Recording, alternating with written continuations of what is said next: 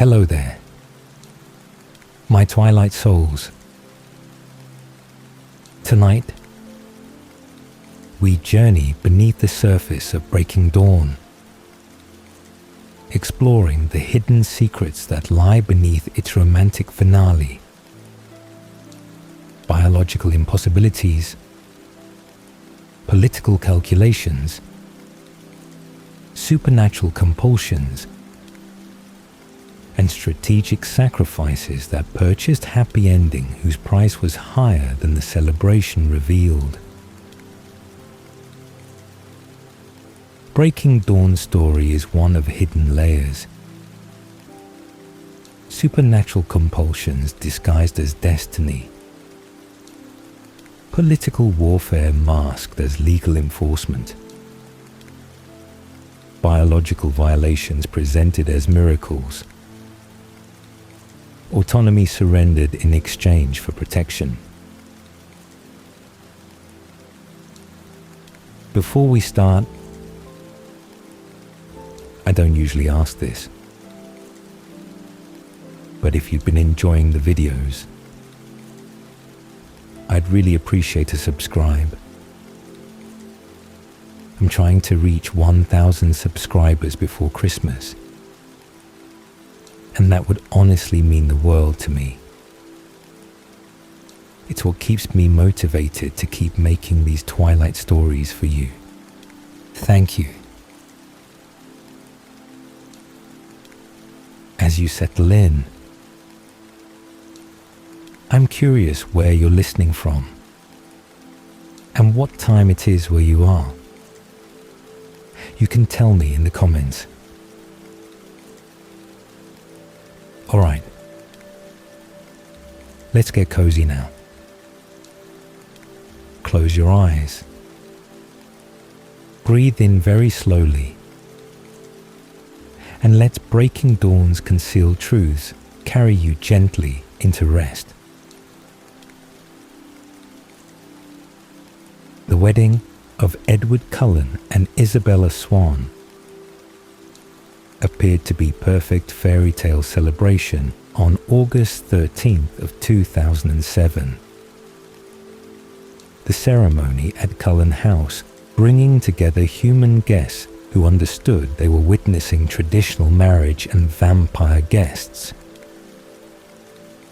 who understood they were witnessing something far more significant than simple union between two individuals whose love story had captivated small community in the Olympic Peninsula. The white flowers and the elegant decorations and the beautiful bride walking toward impossibly handsome groom created surface narrative of romance achieving its inevitable conclusion. But beneath the aesthetic perfection and beneath the emotional celebration lay anxieties and secrets and implications that most guests could not perceive, and that even family members who knew truth about vampire nature could not fully articulate. During moment when joy was expected and when doubt was unwelcome, the political implications of Cullen-Swan union extended far beyond Forks and beyond small gathering of witnesses who attended ceremony, because the vampire world had been watching Cullens with interest and with concern ever since Edward's relationship with Human Girl had become known through vampire communication networks that operated invisibly beneath human awareness and that made secrets nearly impossible to maintain, when gifted vampires could read thoughts and could see futures and could track information across continents through their supernatural capabilities. The Cullens' choice to live among humans while maintaining vegetarian lifestyle already marked them as peculiar within vampire civilization, whose typical members viewed humans as prey rather than viewing humans as neighbors deserving protection. but Edward's romantic involvement with human whose knowledge of vampire existence violated fundamental secrecy laws represented escalation that other covens recognized as dangerous, precedent that could encourage similar human-vampire relationships and could threaten exposure that vampire survival depended upon preventing through brutal enforcement and through immediate destruction of humans who learn too much.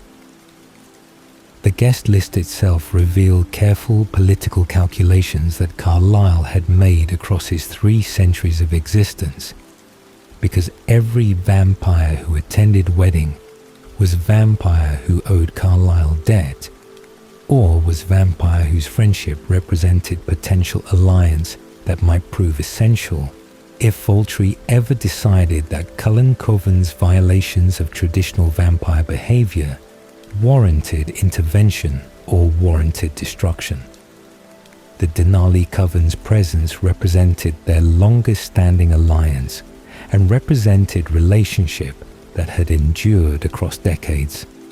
Despite philosophical differences and despite occasional tensions that arose from their different approaches to vegetarian lifestyle and their different levels of integration into human society. Tanya and Kate and Carmen and Elizar brought not merely their attendance, but brought their implicit support for union that other vampires might view with suspicion or might view with hostility, when Human Bride represented vulnerability that most vampires would exploit rather than protect. The notable absence from guest list carried significance that Alice's visions had revealed weeks before ceremony occurred, because Irina Denali had refused invitation and had refused to attend celebration of Edward's marriage to Human Girl, whose connection to Kilut werewolves represented unforgivable association in Irina's grief-consumed perspective. Laurent's death at the hands of werewolf pack during previous year had created a wound that had not healed and had created resentment that Irina could not overcome despite her coven sister's attempts to help her process loss and help her understand that Laurent's hunting of Bella had justified Pack's protective response. Her refusal to attend wedding represented more than simple absence from guest list, because her ongoing anger and her ongoing grief would fester across following months and would eventually manifest in accusation that would threaten entire family and would bring Volturi to forks with intention to destroy rather than intention to investigate. Alice's management of her visions during wedding planning had required careful selection of which futures to share and which futures to keep hidden, because her precognitive gift showed her countless possible outcomes branching from every decision and every choice that wedding preparations involved, and her responsibility as family member who could see consequences before they occurred meant deciding which information would be helpful and which information would create unnecessary anxiety or would create paralysis that prevented decisions from being made. She had seen potential disasters involving weather and involving guest conflicts and involving Bella's human clumsiness creating embarrassing moments. But she had also seen darker possibilities that she chose not to share with family who were trying to celebrate, rather than trying to prepare for catastrophes that might never materialize if Alice steered events carefully, and if Alice made choices that guided family toward better futures and away from worse alternatives that her gift revealed with clarity that was both blessing and burden. Edward suppressed fears about physical intimacy with Human Bella represented anxiety that he could not fully articulate even to himself, because his century of virginity and his century of restraint had not prepared him adequately for attempting what vampire biology suggested should be impossible, when his body had been crystallized into unchanging form that should not be capable of physical response that human sexual function required. His awareness that his strength could kill Bella accidentally, and his awareness that his loss of control during intimate moment could result in his draining her blood despite his century of vegetarian discipline, created terror that wedding night would end in tragedy rather than ending in consummation that marriage was supposed to provide. His discussions with Carlyle about mechanics and about safety precautions had revealed that even his father, who had existed for 3.5 centuries, possessed only theoretical understanding rather than possessing practical experience, because Carlyle's own marriage to Esme had occurred after her transformation and had never involved risk of accidentally killing partner whose human fragility made her vulnerable to strength that Edward would need to suppress completely while attempting intimacy that required surrender of control that seemed incompatible with safety. Charlie Swan's unspoken grief during ceremony manifested in his awkward attempts at fatherly dignity, and manifested in his confusion about why wedding was happening so quickly and why his barely 18-year-old daughter was marrying boy she had known for less than 2 years and was leaving Forks immediately after graduation instead of attending college or pursuing any of the normal life experiences that parents expected their children to have before settling into marriage that appeared premature by every conventional standard. His lack of understanding about vampire nature and his lack of knowledge about supernatural world that existed alongside human world meant that he interpreted wedding as teenage impulsiveness rather than interpreting wedding as necessary step before Bella's transformation that Volturi mandate had made inevitable, and that Edward's protective instincts had made conditionally acceptable only if marriage occurred first to satisfy his traditional values about proper sequence of commitment and intimacy. Renee Dwyer's presence at wedding carried different emotional weight than Charlie's presence carried, because Bella's mother possessed intuitive understanding that transcended logical explanation and possessed sense that her daughter was leaving behind more than childhood home and was entering into existence that Renee could not follow or could not fully comprehend despite her usual scattered warmth and despite her typical acceptance of Bella's choices without excessive questioning or without maternal control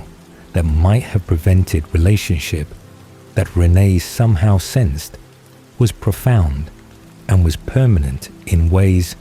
that typical teenage romance would not be. Her conversations with Bella during wedding preparations had included moments when Renee had seemed on verge of asking questions that might have revealed her deeper understanding, but she had chosen instead to trust daughter, whose maturity and whose certainty suggested that whatever Bella was choosing was choice that Bella had made with full awareness and with full acceptance of consequences that Renee could only dimly perceive. The werewolf pack's divided response to wedding created tension that supernatural treaty managed to contain but could not eliminate, because Jacob Black's absence from ceremony represented his inability to witness Bella choosing vampire over human life and choosing Edward over friendship that Jacob had hoped might evolve into romantic partnership if given sufficient time and sufficient opportunity. The pack members who had become Bella's friends during previous year felt conflicting loyalties between supporting Bella's happiness and supporting Jacob's grief. their werewolf instincts making them uncomfortable in proximity to vampires despite treaty that prohibited violence, and despite intellectual understanding that Cullens were different from typical vampires, whose presence would trigger automatic hostile response. Sam Yuli's leadership had required careful management of pack members, whose youth and whose recent transformations made their control less certain than experienced werewolves might have displayed. His alpha authority keeping them calm during ceremony, but unable to make them comfortable with celebration of union that married human girl to vampire, whose nature made him natural enemy, regardless of his vegetarian choices or regardless of his genuine love for bride. Rosalie Hales, complex. Emotions during wedding ceremony represented mixture of jealousy and vicarious satisfaction that she could not fully articulate even to Emmett, whose partnership provided her with love, but could not provide her with possibility of human experiences that vampire transformation had taken from her permanently. Her envy of Bella's choice and her envy of Bella's ability to experience human wedding and human wedding night before transformation created resentment that competed with her grudging respect for girl who was choosing vampire existence with full knowledge rather than having vampire existence forced upon her through assault or through circumstance that had characterized Rosalie's own transformation. Her awareness that Bella would soon surrender humanity, that Rosalie would reclaim if reversal were possible, made her want to shake Bella and make her appreciate what she was abandoning. But her recognition that such intervention would be unwelcome and would be ineffective kept her silent. During ceremony that marked Bella's deliberate step toward immortality, that Rosalie viewed as curse rather than viewing as gift. The wedding functioned as Bella's symbolic death, even before her actual transformation would occur, because ceremony represented her formal departure from human world and her formal entry into vampire family, whose acceptance had been demonstrated through their welcome and through their participation in celebration that marked her transition from Charlie Swan's daughter to Edward Cullen's wife, and eventually to vampire, whose human identity would be replaced by supernatural identity that would define her across eternity. The white dress and the formal vows and the reception with human guests,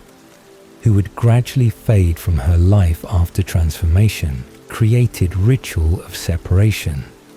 that anthropologists might recognize as liminal moment when individuals suspended between two states of being exist temporarily in neither category, while preparing to complete transition that would be irreversible once Venom completed his work of rewriting her biology from mortal to immortal. The hidden costs of vampire attendance at wedding included exposure risks that most human guests could not perceive, but that supernatural guests understood completely, because gathering of vampires in single location created concentration of predators whose presence might attract attention from humans, whose subconscious instincts sometimes registered danger, even when conscious mind rationalized away unease that supernatural beings created through their beauty and through their stillness and through their subtle wrongness that prey species recognize at level beneath rational thought. The Cullens' careful management of guest interactions and their careful prevention of situations where vampires might reveal strength or might reveal speed or might reveal golden eyes that vegetarian diet created represented constant vigilance that was exhausting despite appearing effortless. their performance of humanity requiring attention to details that humans perform naturally, but that vampires needed to remember consciously and needed to execute carefully to maintain fiction, that they were merely unusual humans, rather than being predatory immortals, whose nature was fundamentally inhuman regardless of philosophical choices about diet. What wedding meant to Carlyle transcended simple paternal pride, because Edward's achievement of human romantic partnership that Carlyle had believed impossible for vampire whose telepathy and whose nature made genuine intimacy seem incompatible with human relationship, represented validation of possibility that love could bridge species difference and represented hope that vampire existence might include connections that went beyond vampire to vampire partnerships that were typical within their world. His century of hoping that Edward would find happiness, and his century of watching Edward remain isolated despite being surrounded by a family who loved him, made Bella's presence in Edward's life seem like miracle, whose wedding celebration marked formal acknowledgement, his own happiness at ceremony reflecting relief. That son he had created from dying teenager during Spanish influenza epidemic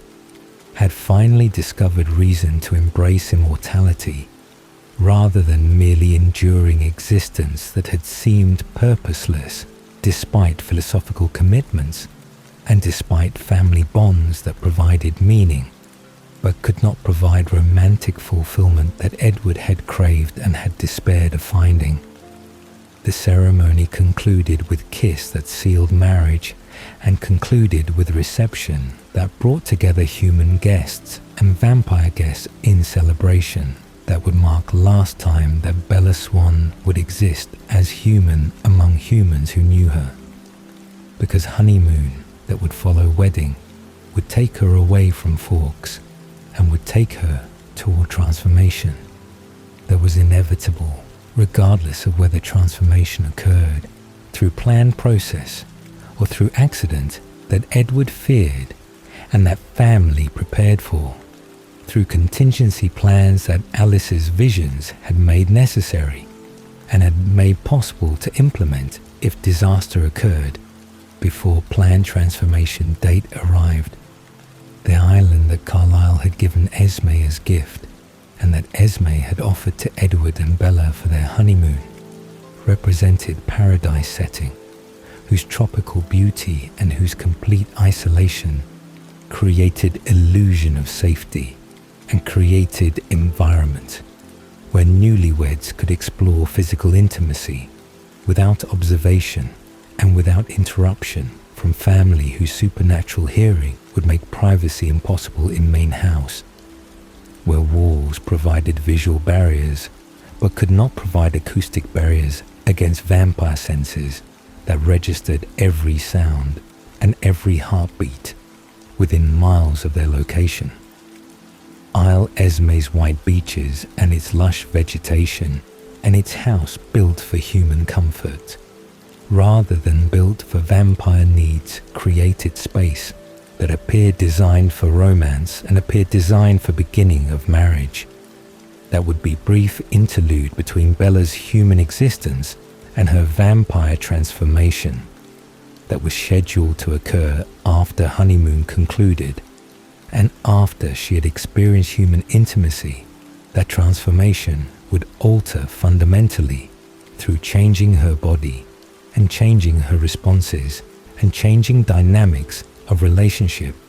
that currently involved careful vampire restraint around fragile human partner. The biological impossibility of Edward's fertility represented violation of vampire nature that neither Carlyle nor Edward had anticipated or had considered possible, because transformation process crystallized vampire bodies into unchanging forms whose apparent preservation of human appearance concealed fundamental alteration of biology that replaced organic systems with supernatural systems that function differently despite superficial similarity to human physiology. Edward's body had been frozen. At 17 years old, during his transformation in 1918, during Spanish influenza epidemic, his physical development halted at point before full sexual maturity had been achieved, and his reproductive system crystallized into non-functional state that should have made conception impossible. When sperm production required ongoing biological processes that vampire stasis should have prevented completely. The presence of viable sperm cells in his body, despite centuries of vampire existence, suggested either the transformation had preserved genetic material that existed at moment of change, or suggested that vampire venom had created something new that resembled human reproductive capability, but functioned through supernatural mechanisms that human biology could not explain, and that vampire understanding had never investigated, because vampire reproduction through venom-based transformation had made sexual reproduction seem irrelevant and seem impossible. Edward's century of restraint ending on wedding night represented psychological threshold, whose crossing involved terror and involved desire in equal measure. His awareness that physical intimacy with Bella meant risking her life through accidental application of strength that could crush human bones or could tear human flesh, creating anxiety that competed with his love and competed with his need to express physically what he felt emotionally after a year of careful distance and careful control that had prevented intimacy beyond kissing, that he had barely permitted and had strictly limited to prevent escalation that might end in tragedy. His discussions with Carlyle about mechanics had revealed that even centuries-old vampire, who had been married to Esme for decades, possessed only theoretical framework rather than practical experience with human vampire intimacy, because Carlyle's marriage had occurred after Esme's transformation and had never involved risk of accidentally killing partner whose mortality made her vulnerable in ways that vampire partner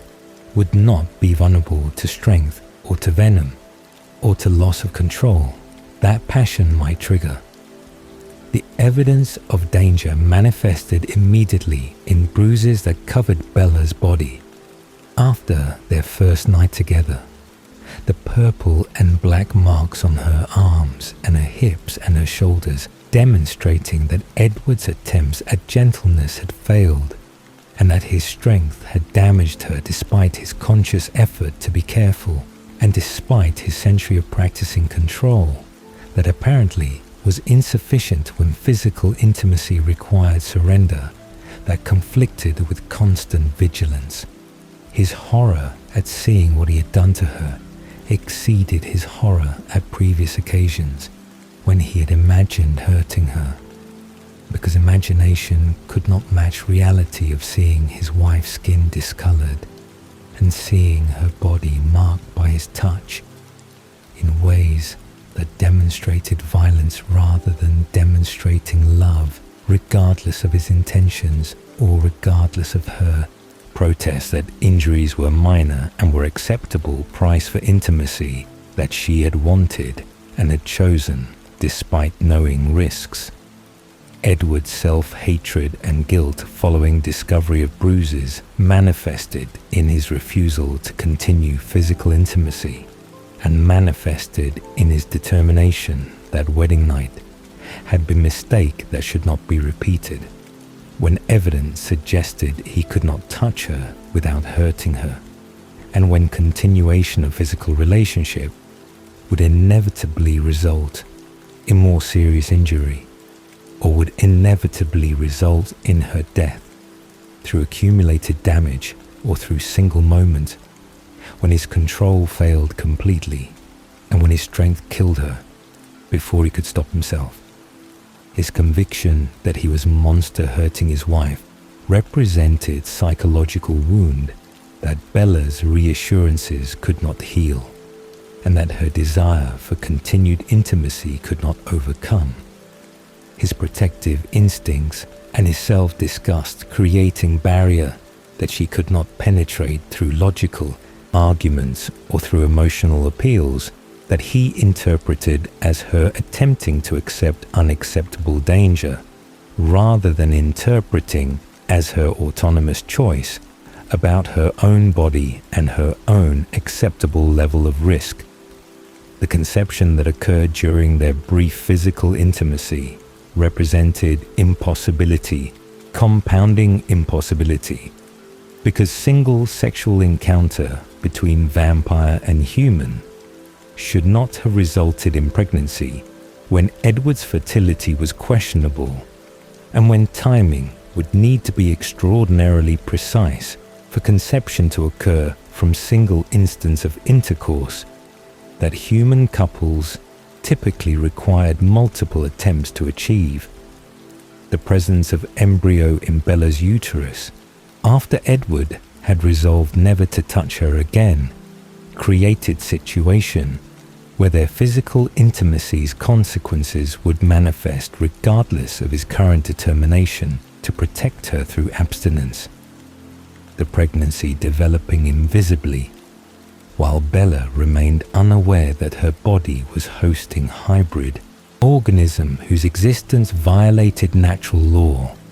and whose growth would soon make itself known through symptoms that neither she nor Edward would initially recognize as pregnancy, because pregnancy should have been impossible and should have been prevented through biological incompatibility between species whose reproduction occurred through fundamentally different mechanisms.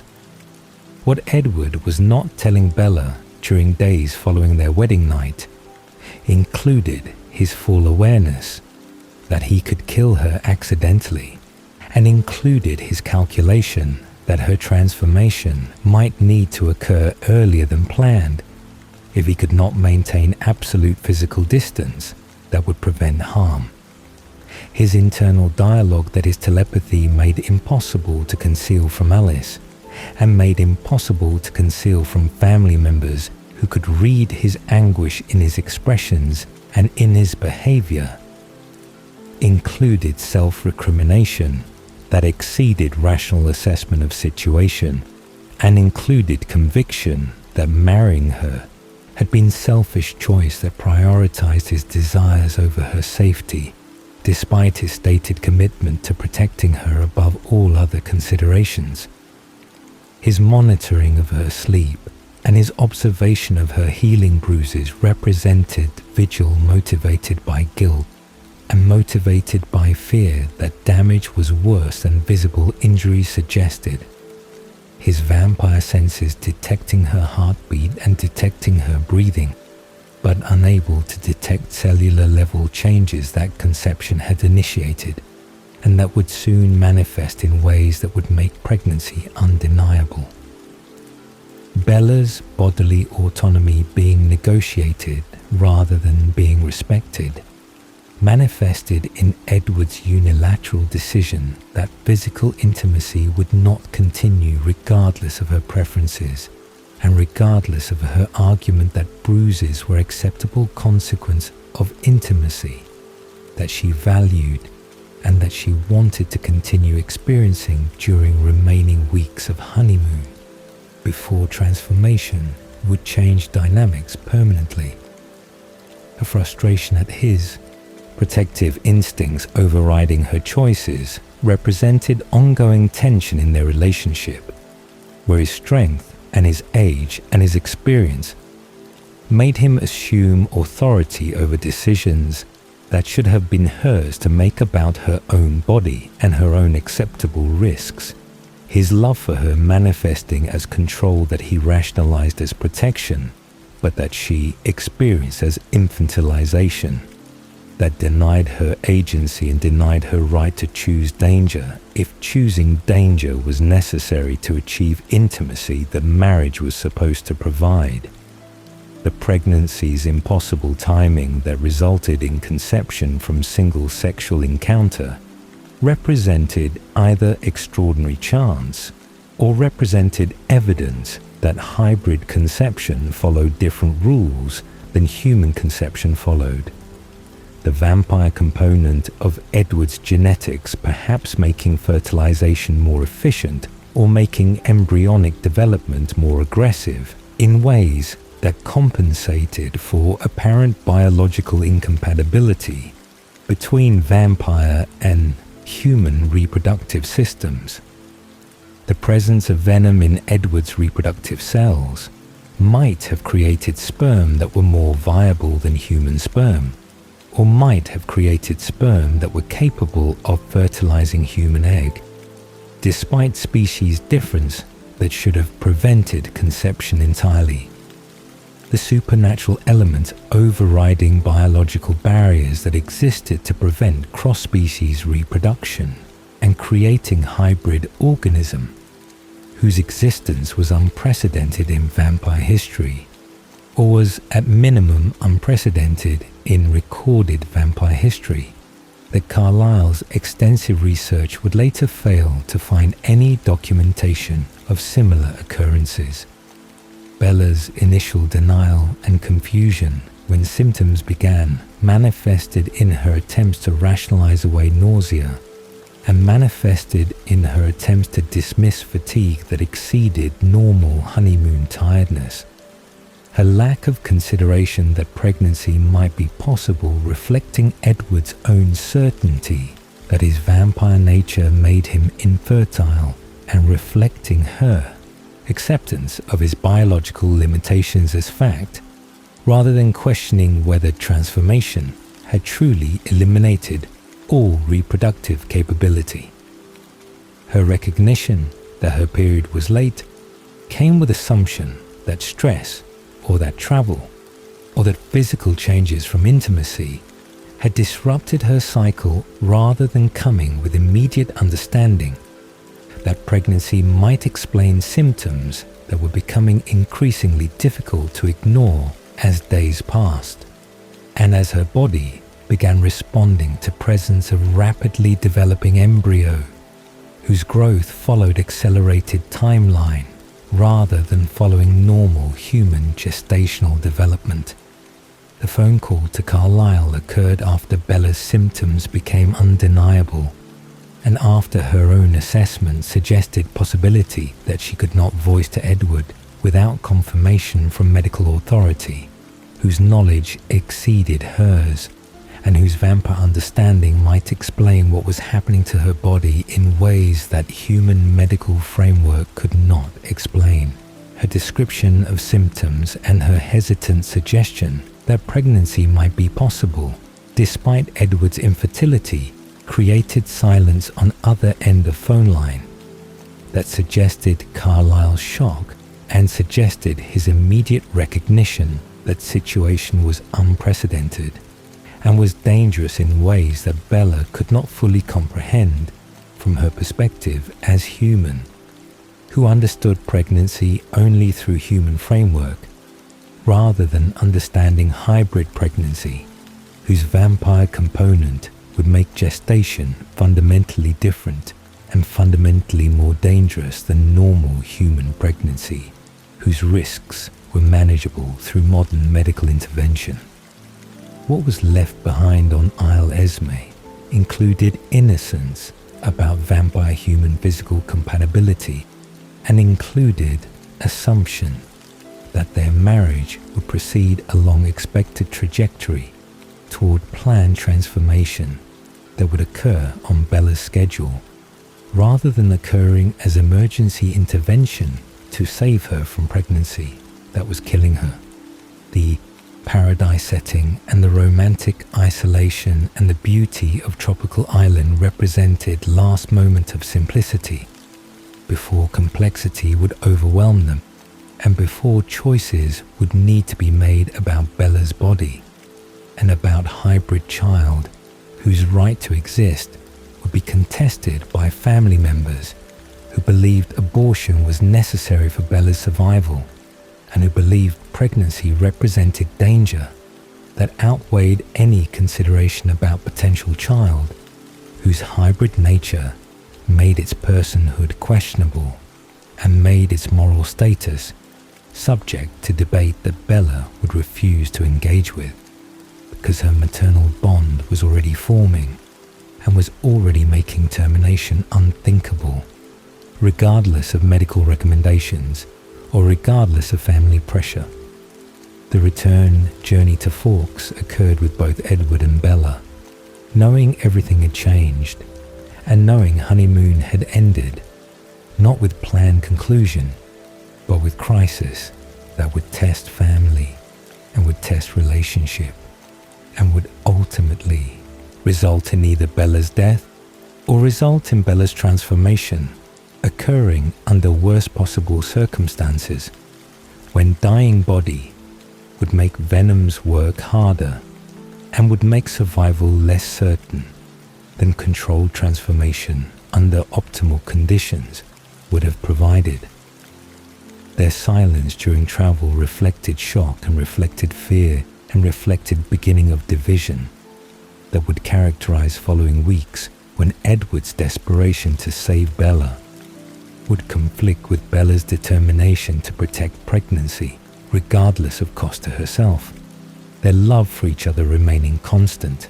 but their priorities diverging in ways that would make them opponents rather than making them partners during crisis that would require choices that neither of them wanted to make, but that circumstances would force upon them with urgency that allowed no time for careful consideration or for finding compromise that might satisfy both Edward's need to save his wife and Bella's need to save her child. The revelation that Bella was pregnant with a hybrid child represented impossibility that vampire biology should have prevented through multiple mechanisms that made conception theoretically impossible when Edward's transformation had crystallized his body into unchanging state, and when species barrier between vampire and human should have made fertilization unsuccessful, even if viable sperm existed, despite transformation's effects on reproductive system. Carlyle's immediate research into vampire medical texts and into his personal library that contained centuries of accumulated knowledge about vampire physiology revealed absolute silence on the subject of vampire-human reproduction. The absence of documentation suggesting either that such pregnancies had never occurred in recorded vampire history, or suggesting that such pregnancies had occurred but had ended quickly enough and had ended quietly enough. That knowledge had not spread through vampire community, whose members rarely shared information and rarely documented experiences that might reveal vulnerability or might reveal information that other vampires could exploit. The hybrid pregnancy's nature became apparent through Bella's rapid physical deterioration that began within days of return from Isle Esme, and that accelerated with speed that suggested fetal development was following vampire timeline rather than following human gestational timeline that normally required 9 months from conception to delivery. Her body's inability to nourish itself adequately manifested in weight loss despite increased food consumption, and manifested in weakness that exceeded normal first trimester fatigue, when pregnancy hormones typically caused tiredness but did not cause debilitating exhaustion that made standing difficult and made consciousness hard to maintain across waking hours that were decreasing as sleep became refuge from discomfort that was intensifying daily. The fetus was consuming her from within, like parasitic organism whose needs exceeded what her human metabolism could provide through normal dietary intake. The vampire component of its biology requiring resources that human food could not supply, and that her body was sacrificing from its own tissues and its own organs in an attempt to sustain pregnancy that was fundamentally incompatible with human physiology. The accelerated development that compressed what should have been 9-month gestation into timeline that appeared to be measured in weeks rather than months demonstrated that hybrid fetus possessed vampire characteristics that manifested even during prenatal development, the growth rate suggesting that child would reach full term within month of conception, and suggesting that Bella's body had mere weeks to survive demands that were increasing exponentially as fetus grew stronger and grew larger within space that was designed for human infant, rather than designed for hybrid child, whose strength was already damaging her internally through movements that normal human fetus would not possess capability to inflict. Carlyle's medical examination revealed that ribs were cracking from internal pressure and that organs were being displaced by fetus whose size exceeded what pregnancy stage should have produced. His assessment suggesting that delivery would need to occur within weeks to prevent complete organ failure, or to prevent Bella's death from injuries that were accumulating faster than her body could heal, despite youth and despite general health that had characterized her physical condition before pregnancy began. Edward's desperation to save Bella through terminating pregnancy manifested in his increasingly frantic attempts to convince her that abortion was necessary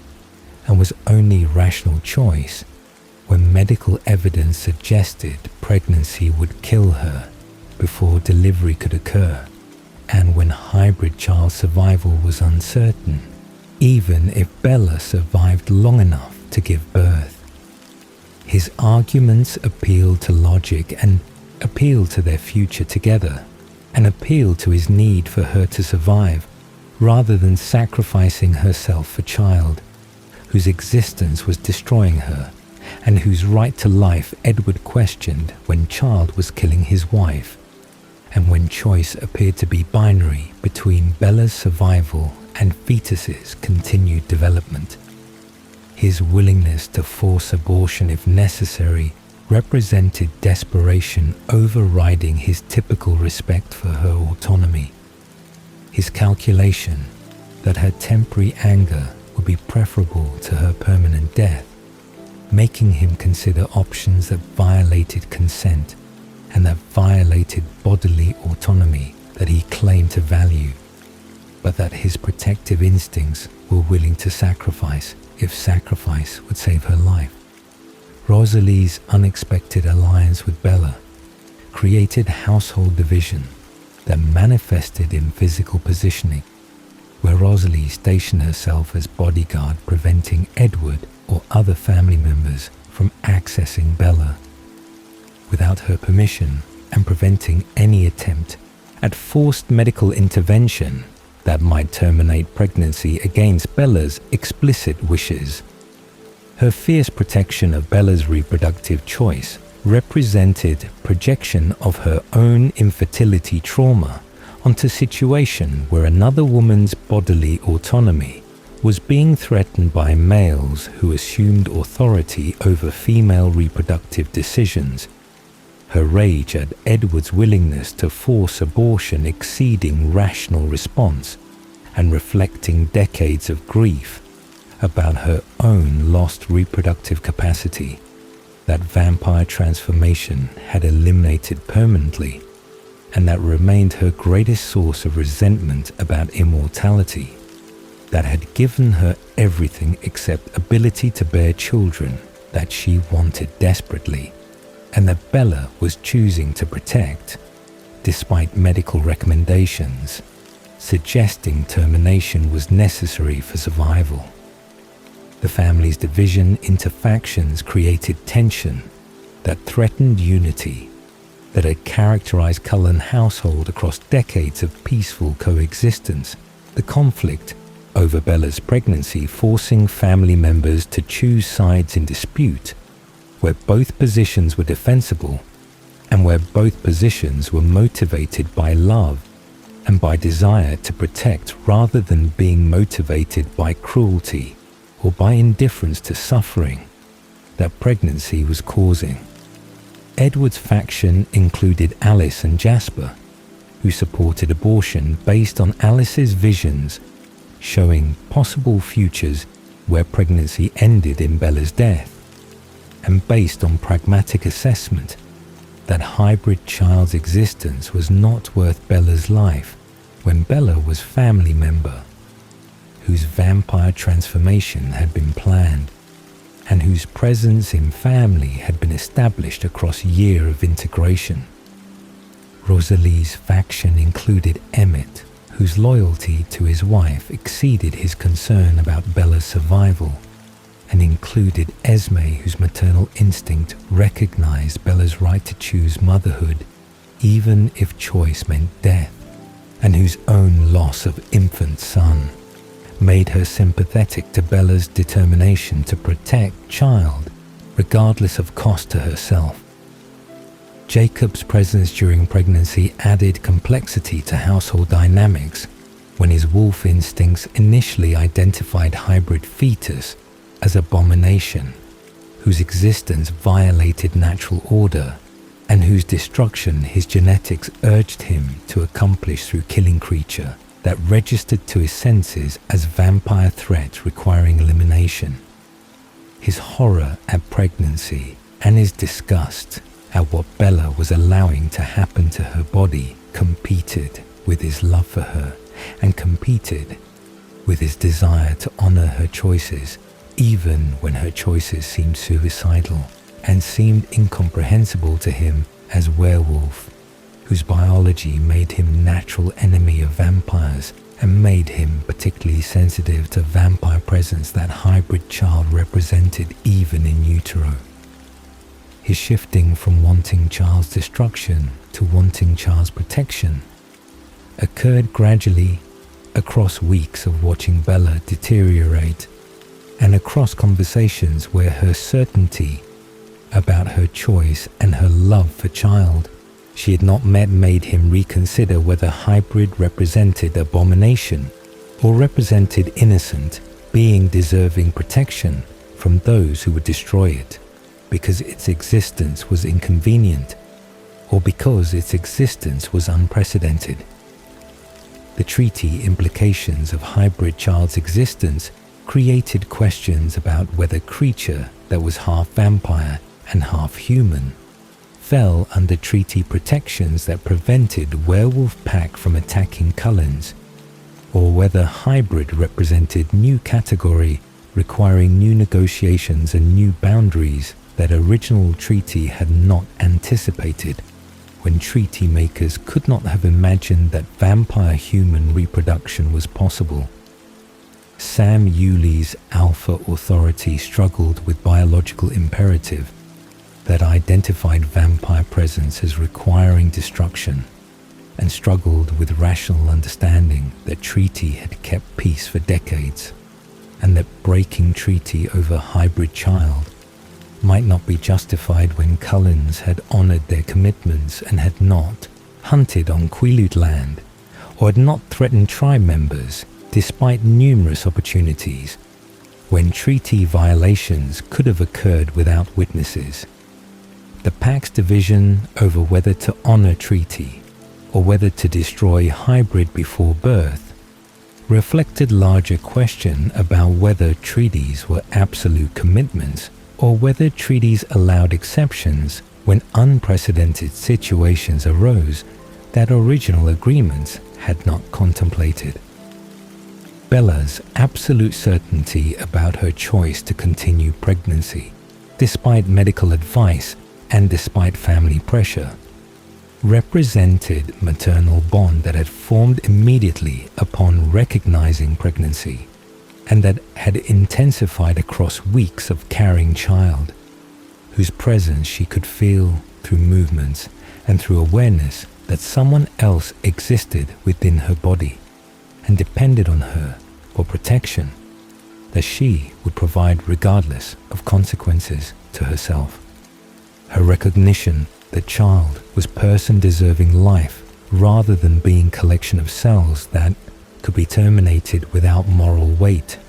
reflected her conviction that personhood began at conception, and reflected her unwillingness to destroy being whose existence was result of love between her and Edward, even if Edward could not recognize child as product of their union, rather than recognizing child as parasitic organism killing his wife. Her determination exceeded stubbornness and exceeded irrationality that Edward accused her of displaying. Her choice representing autonomy that she had claimed imperfectly during human life, and that she was claiming absolutely now when her body and her life were at stake in decision that should have been hers alone, but that family conflict had made collective debate. The discovery that fetus could be nourished through blood rather than through human food represented breakthrough that occurred when Bella's desperation to find anything that might sustain pregnancy led her to experiment with drinking blood that Carlyle provided from hospital blood, bank with reluctance and with concern about psychological impact of consuming blood before transformation had made her vampire whose nature would make blood drinking normal, rather than making blood drinking violation of human sensibilities. The blood's immediate positive effect on her condition demonstrated that hybrid child possessed vampire dietary requirements even during gestation, the fetal vampire nature requiring nutrients that human food could not provide and requiring sustenance that Bella's human metabolism could process minimally, but could process sufficiently to slow her deterioration and to give child nourishment that allowed continued development without consuming maternal tissues at rate that had been occurring when inadequate nutrition had forced fetus to cannibalize Bella's body for resources it needed. What pregnancy revealed about vampire nature included evidence that venom in reproductive cells retained functionality despite transformation, and included evidence that vampire characteristics could be passed genetically rather than only being transmitted through transformation process that turned humans into vampires through venom's rewriting of biology. The hybrid child's existence suggested that vampires were not completely separate species from humans, but were instead modified humans whose genetics remained compatible enough with human genetics that cross-species reproduction could occur when circumstances aligned and when biological barriers that normally prevented conception were somehow overcome through mechanisms that Carlyle's research could not explain, and that vampire medical understanding had no framework for analyzing, because vampires had never studied their own reproduction through biological lens, when transformation was their only method of creating new vampires. The countdown to Bella's death became increasingly urgent as weeks progressed, and as the condition deteriorated despite blood drinking providing temporary stabilization, her body reaching limits of what human physiology could withstand, and her survival depending on either pregnancy ending through delivery or through transformation, occurring before accumulated damage killed her beyond point where venom could repair tissues and could initiate change from dying human to immortal vampire. Carlyle's monitoring showed that internal injuries were severe and were worsening. His medical assessment suggesting that delivery would need to occur within days rather than within weeks if Bella was going to survive long enough for transformation to save her. His preparation for emergency cesarean section and his preparation for immediate transformation representing contingency planning that assumed the worst-case scenario and assumed that controlled delivery under optimal conditions would not be possible when hybrid child's accelerated development and hybrid child's strength suggested that birth would be a traumatic event requiring immediate medical intervention to prevent Bella's death during process that should have been natural, but that would be violent when child was vampire strong and was capable of destroying Bella from within during emergence. The imprint that occurred in moments after Renesmee's birth represented fundamental alteration of Jacob's consciousness and represented loss of autonomy that werewolf genetics imposed through mechanism that Quileute legends described as sacred bond, but that manifested as involuntary compulsion that overwrote Jacob's existing emotional attachments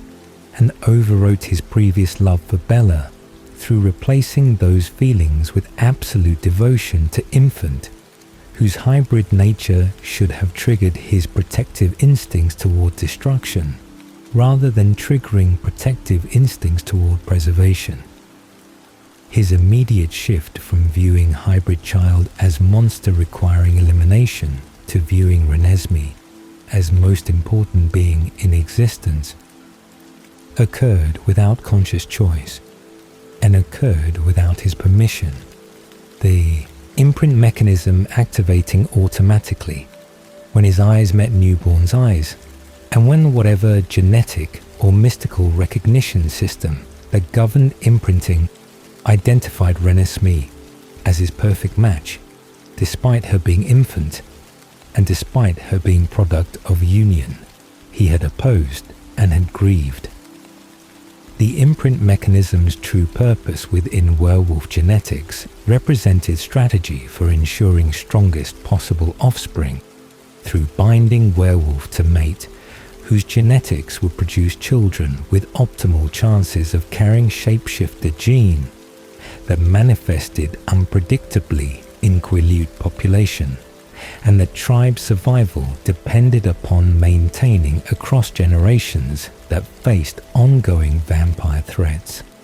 The legend suggested that imprinting occurred rarely and occurred only when werewolf encountered person whose genetic compatibility exceeded normal standards and whose offspring would have enhanced likelihood of inheriting transformation capability that made werewolves effective vampire hunters and made them protectors of tribe whose human members were vulnerable to supernatural predators. Renesmee's hybrid nature apparently triggered imprint through her unique genetics that combined human and vampire characteristics in configuration that werewolf instincts recognized as ideal mate, despite her current infant state and despite obvious complications that her vampire nature should have created in triggering bond that was designed to produce werewolf offspring, rather than designed to produce additional hybrids whose existence was unprecedented. Jacob's loss of free will through imprinting manifested in his inability to leave Renesmee's presence voluntarily,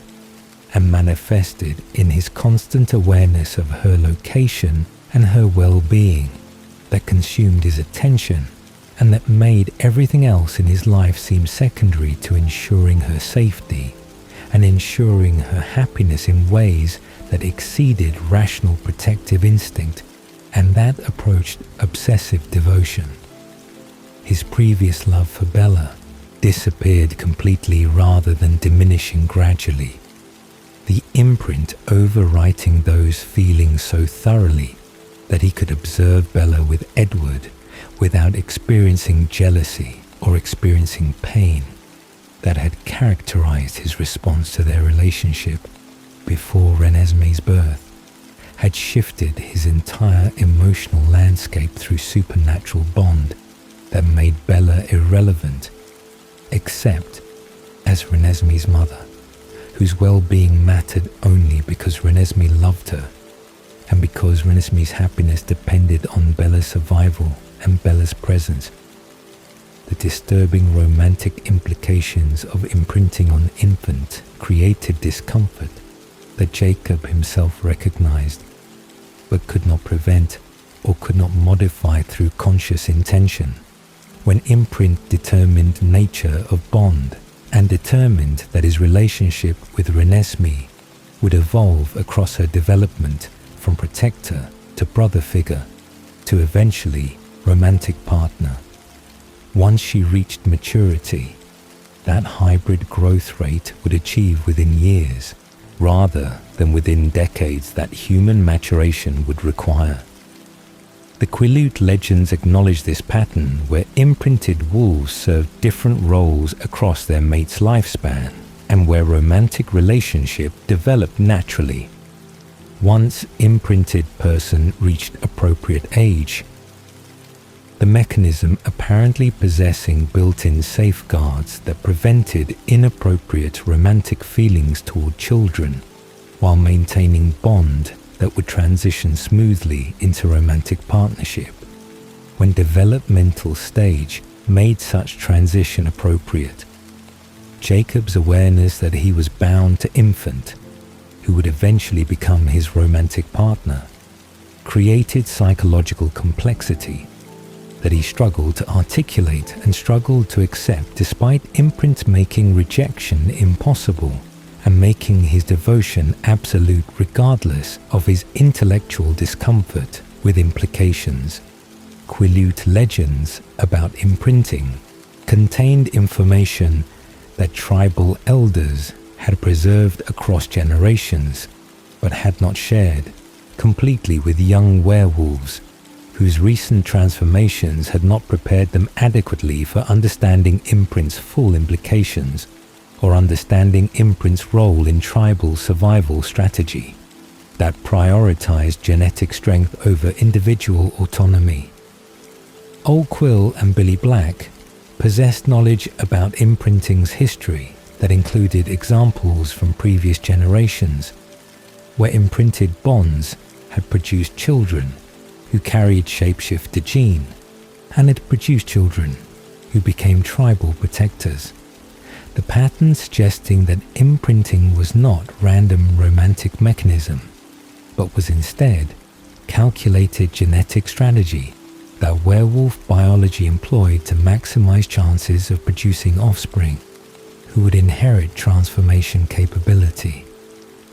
The elders' reluctance to discuss imprinting's darker aspects reflected their understanding that young werewolves would resist mechanism that violated free will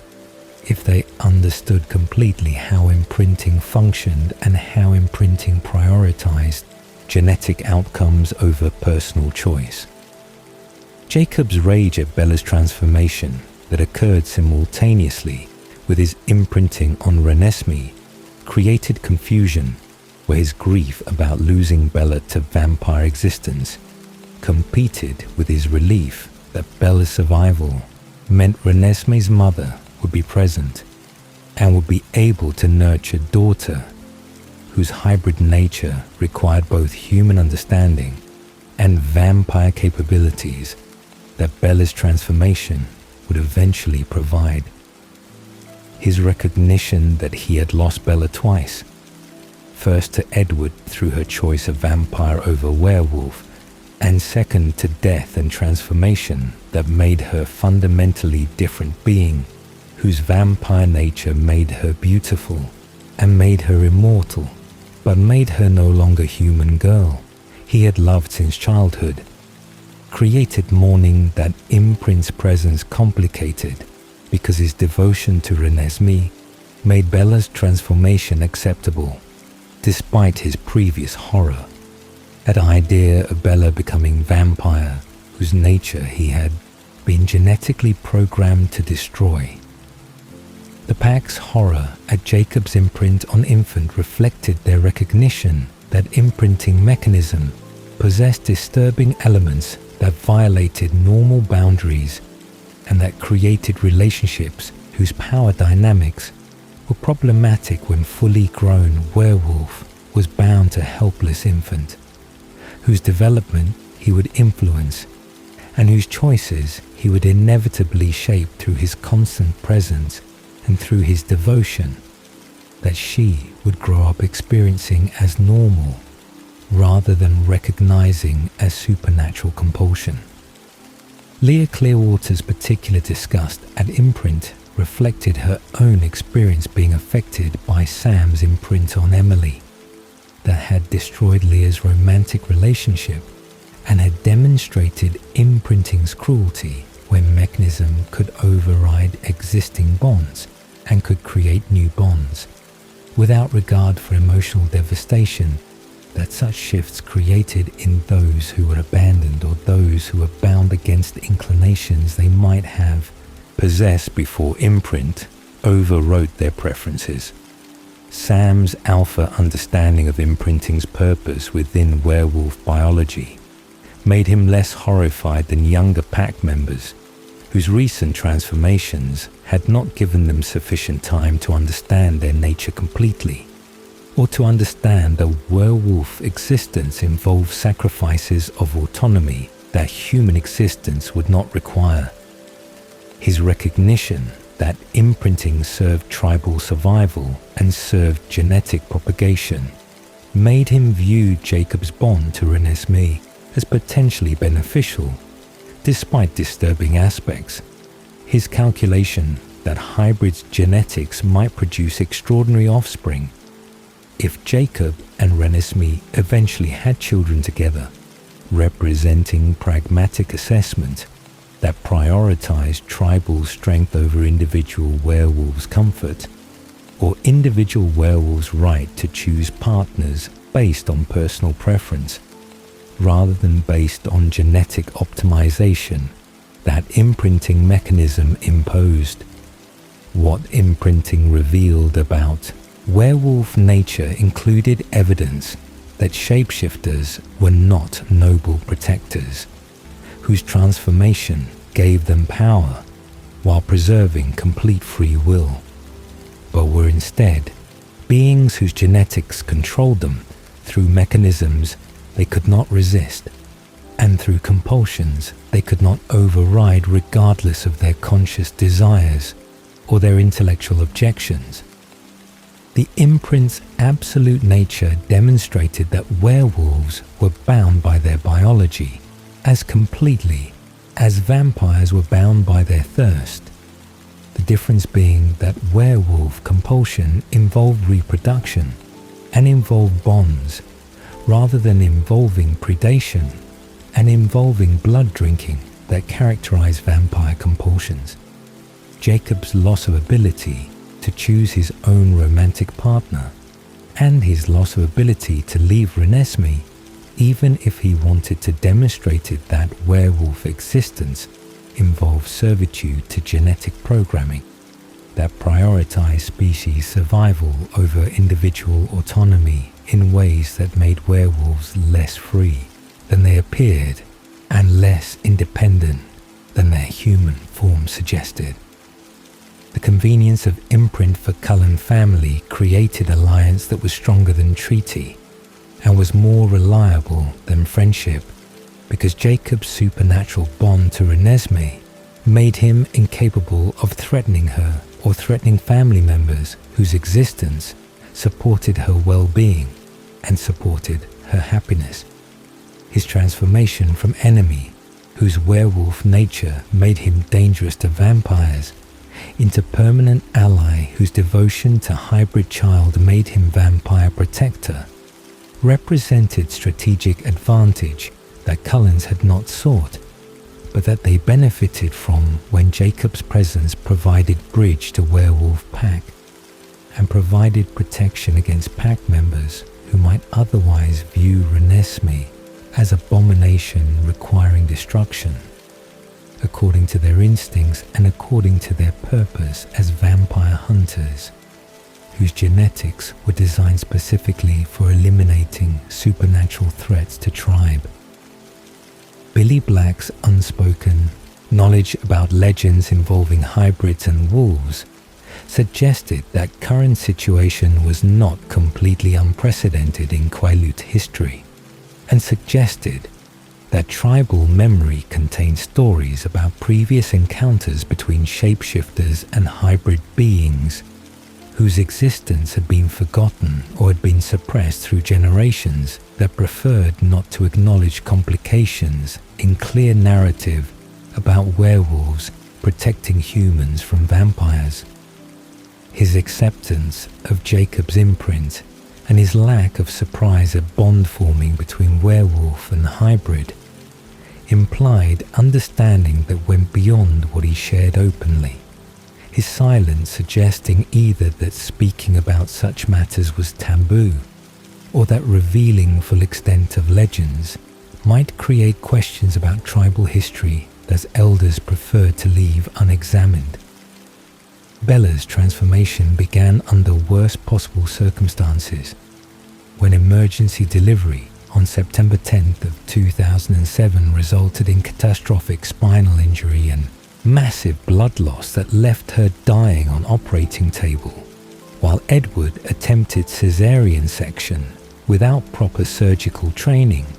and without proper equipment in Cullen House that had been converted into makeshift delivery room, because hospital was impossible option when hybrid birth would reveal supernatural nature to human medical staff who could not be allowed to witness what was emerging from Bella's body.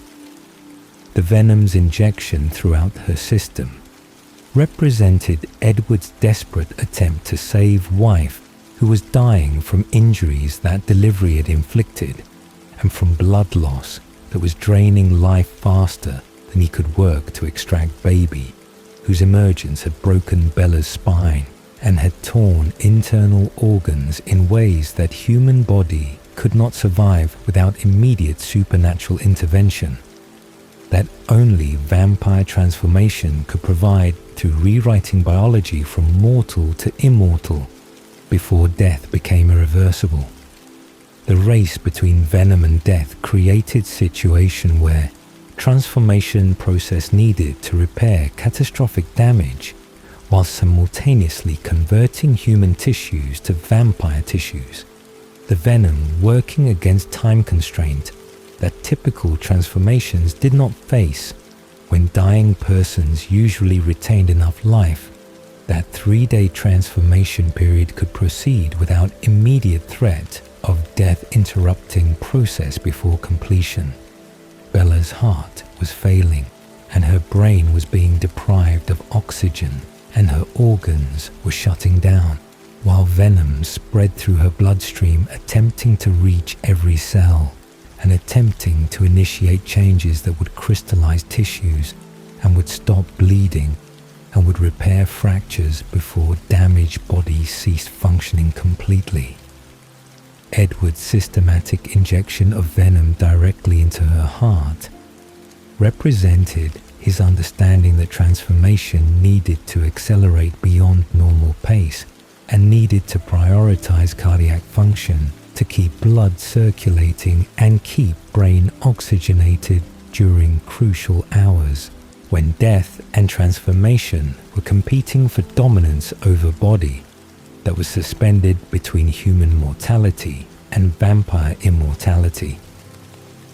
What Bella experienced during 3 days of transformation burning differed from typical vampire transformation because her semi-consciousness and her awareness of having just given birth created psychological context that other transformations did not include when most transformed vampires were dying from illness or dying from injuries, but were not simultaneously processing maternal separation and were not simultaneously worrying about newborn whose safety they could not verify, while trapped in burning that consumed awareness and consumed ability to focus on anything beyond pain that was rewriting every nerve and rewriting every cell. Her subjective experience of time during transformation made 3 days feel like eternity, when each second stretched into minutes and when pain was only sensation that existed in universe that had contracted to boundaries of her burning body. Her moments of coherent thought between waves of agony included attempts to remember why she was burning, and attempts to remember baby. She had glimpsed briefly before pain had taken over completely. Her maternal instinct surviving transformation fire and surviving Venom's restructuring of her consciousness in ways that suggested motherhood had become fundamental aspect of her identity that change from human to vampire could not eliminate. Edward's guilt and vigil during Bella's transformation exceeded normal Maker's concern, because he believed his choices had killed her, and believed his inability to prevent pregnancy and his inability to perform successful delivery without catastrophic injury meant that her death would be his fault and would be consequence of his selfishness in marrying her and his selfishness in consummating marriage that had resulted in pregnancy that had destroyed her. His 3-day watch involved monitoring her heart that was slowing and involved monitoring her stillness that made her appear dead, despite Venom working internally to convert tissues and to repair damage. His conversations with Carlyle revealed his conviction that transformation would fail, and revealed his preparation for existence without Bella, that he could not imagine surviving despite his century of prior existence that had been lonely but had been bearable before knowing her and before losing her, had made continued existence seem purposeless and seem unbearable. The physical changes occurring during transformation involved human tissues becoming crystalline structures that were harder than human bone and were more beautiful than human skin. The metamorphoses creating vampire body that retained Bella's basic appearance but enhanced features and enhanced proportions in ways that made her extraordinarily beautiful by both human and vampire standards. Her skin became pale and became reflective in sunlight that would make her sparkle with diamond-like quality that all vampires possessed, and that made daylight exposure problematic for maintaining human disguise. Her senses sharpened beyond human capability to process initially. The overwhelming input from enhanced vision and enhanced hearing and enhanced smell, creating sensory overload that newborn vampires typically required weeks to adjust to before being able to function without constant distraction from environmental stimuli that human brains had filtered automatically, but that vampire consciousness received without filters and without ability to ignore. Why Bella retained consciousness and memory better than typical newborns represented mystery that family members theorized about but could not explain definitively. The possibilities including her mental preparation during year of knowing transformation was inevitable, and her practice with mental discipline that Edward's telepathy had required when protecting her thoughts had become habit that translated into unusual control over vampire instincts and vampire consciousness. Her exposure to vampire family and her year of observing their control and their behavior might have provided framework that allowed her to model vampire existence more effectively than newborns who transformed without understanding what they were becoming and without having observed vampire self-control that Cullens demonstrated through their vegetarian lifestyle. Her essential nature that had always included unusual self-discipline and unusual ability to suppress immediate desires in favor of long-term goals might have translated into vampire existence as enhanced control that exceeded normal newborn capabilities when her human personality traits were amplified rather than being eliminated through transformation. Her shield's origin as vampire gift represented manifestation of protection that had always existed in latent form during her human life. The mental privacy that had frustrated Edward's telepathy and the mental resistance that had protected her from other vampires' mental gifts, suggesting that shield was inherent capability that transformation had made visible and had made controllable, rather than being new ability that venom had created. Her consciousness of shield as tangible thing that she could manipulate and could extend to protect others represented development that occurred during transformation, when her awareness expanded and when her understanding of her own capabilities deepened through vampire consciousness that perceived reality differently than human consciousness perceived reality. The shield's strength and the shield's flexibility exceeded typical defensive gifts, because Bella's protection was absolute against mental intrusion, rather than being partial defense that skilled attackers might penetrate through persistence or through superior power. The moment her heart stopped beating on September 13th marked official transition from human to vampire, the cessation of cardiac function representing death of human Bella Swan, and birth of vampire Bella Cullen, whose existence would continue indefinitely unless violence or fire destroyed body that was now immortal and was now virtually indestructible through conventional means.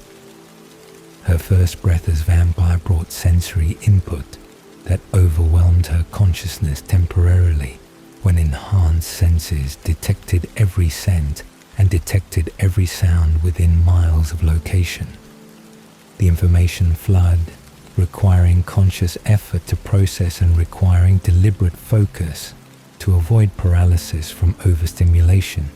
that newborn vampires typically experience during initial hours of vampire consciousness. Her first movement revealed strength that exceeded human capability by orders of magnitude. The vampire muscle and vampire reflexes allowing speed and allowing power that she needed to learn to control before attempting interaction with humans or with fragile objects that vampire strength could destroy accidentally. Why her? Control was unprecedented among newborn vampires became subject to family analysis, when her ability to think rationally and her ability to resist human blood exceeded what century-old vampires might demonstrate, and exceeded what should have been possible for vampire measured in hours rather than measured in decades. The theories included possibility that her love for Renesmee created motivation that exceeded normal bloodlust and created focus that allowed her to override instincts through maternal need to protect daughter from herself and from danger that newborn vampire represented to fragile hybrid whose heartbeat and whose human characteristics made her appealing prey to vampire whose control was uncertain. Her preparation and her year of mental discipline and her fundamental nature combined with circumstance of having daughter to protect might have created perfect conditions for exceptional control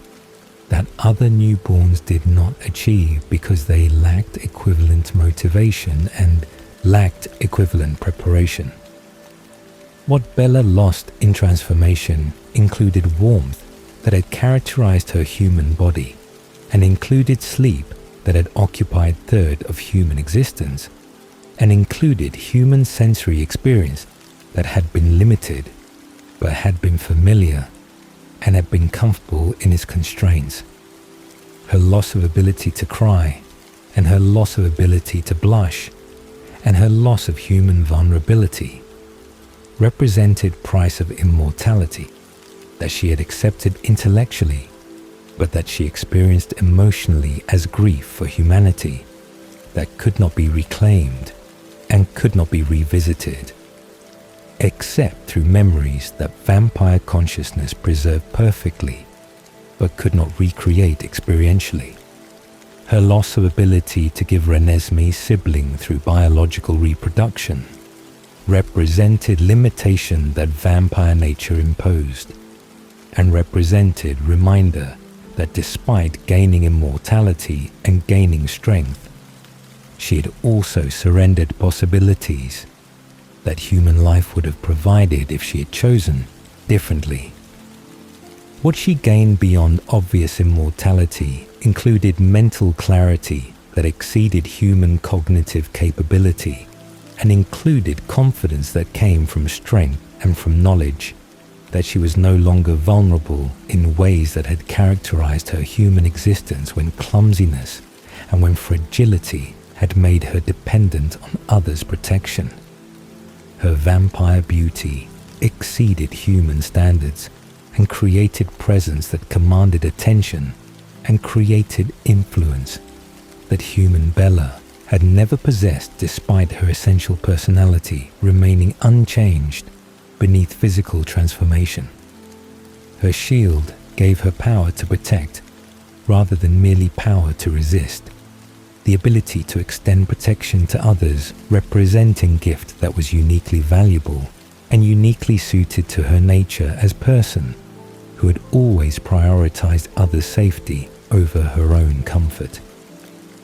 Edward's relief and wonder at Bella's survival exceeded his joy at previous happy moments because her transformation represented recovery from death that he had believed was certain, and represented his wife returning to him stronger rather than being lost forever to pregnancy that he had opposed and had tried to prevent. His recognition that Vampire Bella was still essentially same person, despite physical changes and despite enhanced capabilities, created continuity that allowed their relationship to continue rather than requiring complete renegotiation when some transformed vampires became different people whose human personalities were overwhelmed by vampire nature and whose relationships with human life connections could not survive change. His wonder at her unprecedented control and his pride in her capabilities represented validation that she had been right about her readiness for vampire existence and represented acknowledgement that her choice to transform had been correct choice despite his previous reservations and despite his previous attempts to preserve her humanity. Renesmee's scent to newborn Bella represented ultimate test of control when maternal bond competed with bloodlust, and when Bella's ability to resist daughter's appealing scent demonstrated that her control exceeded theoretical limits and exceeded what family had believed possible for newborn vampire, whose instincts should have overwhelmed rational thought and should have made infant's heartbeat irresistible temptation, rather than making infant someone to protect through suppressing predatory response that was fundamental aspect of vampire nature. Renesmee Carly Cullen's hybrid biology represented unprecedented combination of vampire and human characteristics that manifested in body that was simultaneously crystalline and organic. Her cellular structure incorporating vampire's hard tissues alongside human soft tissues in configuration that should have been incompatible, but that functioned through mechanisms that Carlyle's analysis could not fully explain, and that defied biological principles that govern both species separately. Her skin possessed warmth that vampires lacked, but possessed beauty that humans could not achieve naturally. The combination creating appearance that was striking and creating texture that was softer than the vampire skin, but was more resilient than human skin, when tested carefully against minor injuries that healed rapidly, but that healed more slowly than vampire injuries would heal, and that healed more quickly than human injuries would heal. Her heart beat with rhythm that was faster than human heartbeat, but slower than hummingbird pace that vampire venom created when circulating through crystalline cardiovascular system. The intermediate tempo suggesting that her circulatory system was functioning hybrid system that combined characteristics of both parent species in ways that made her alive, in sense that vampires were not alive, but made her enhance beyond what purely human biology could achieve. Her accelerated growth pattern became apparent within days of birth, when changes that human infants would require weeks to achieve manifested in hours. Her development following timeline that suggested vampire growth rate was influencing maturation, while human capacity for growth was providing mechanism that vampires lacked when vampire bodies were frozen in unchanging state at moment of transformation. The rapid development created uncertainty about when growth would stop and created questions about whether Renesmee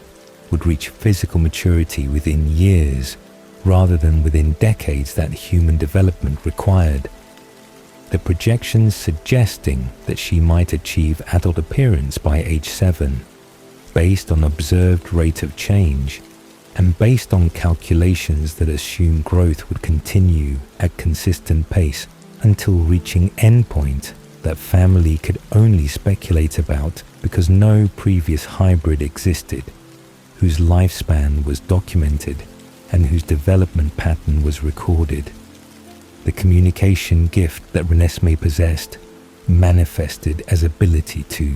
project thoughts and memories through physical touch. The images appearing directly in consciousness of person she was touching and conveying information more efficiently than verbal language could convey information when complex concepts and emotional context could be transmitted instantaneously, rather than requiring explanation through words that might fail to capture complete meaning. Her use of gift from birth suggested that communication ability was instinctive rather than learned, and suggested that hybrid consciousness possessed capabilities that exceeded both vampire and human consciousness separately. Her ability to share her subjective experiences and her ability to show others exactly what she was thinking, creating transparency that made misunderstanding nearly impossible, and making her intentions clear in ways that verbal communication could never achieve with equivalent precision. Why Renesmee could accomplish what Aro could not. Despite Aro's gift being superficially similar, represented evidence that hybrid abilities exceeded pure vampire abilities in certain domains. The difference being that Aro needed to search through memories and needed to interpret thoughts that his victims attempted to hide, while Renesmee's gift involved voluntary sharing of selected memories and voluntary transmission of chosen thoughts without invasive searching or without unwelcome access to private consciousness. Her gift was offering rather than taking, the fundamental difference in mechanism suggesting that hybrid nature combined vampire supernatural capability with human capacity for nuanced communication in ways that created something entirely new, rather than creating simple mixture of existing characteristics. Her gift's precision and her gift's controllability from birth suggested that hybrid consciousness developed differently than human consciousness developed, and developed differently than vampire consciousness developed. The combination producing awareness that was sophisticated from beginning rather than requiring years of maturation before complex thought became possible. Her dietary requirements revealed that she possessed preference for blood that suggested vampire nature, but possessed capability to digest human food that suggested human digestive system remained functional despite vampire characteristics dominating other aspects of her physiology. Her consumption of both blood and regular food created flexibility that pure vampires lacked and created opportunities for integration into human society that vampires could not achieve when blood was their only sustenance and when human food was disgusting or was impossible to consume without immediate rejection. Her preference for blood over other options demonstrated that vampire instincts were present and were influential in her choices, but her ability to survive on varied diet meant that she was not dependent on blood in ways that would make her dangerous to humans or would make her require hunting that characterized vampire existence and that made vampires predators regardless of their philosophical commitments to vegetarian lifestyle. The vampire characteristics she possessed included strength that exceeded human capability by significant margins despite her small size, her infant grip being strong enough to leave marks on vampire skin, and being strong enough to potentially injure humans if she was not careful about controlling force that came naturally to her, but that could be destructive when applied to fragile beings or fragile objects. Her speed was enhanced beyond human capability, though not reaching full vampire speed, that would make her invisible to human perception during rapid movement. The intermediate capabilities suggesting that her hybrid nature created compromise between species rather than creating being who possessed maximum capabilities of both species simultaneously. Her beauty was supernatural rather than natural.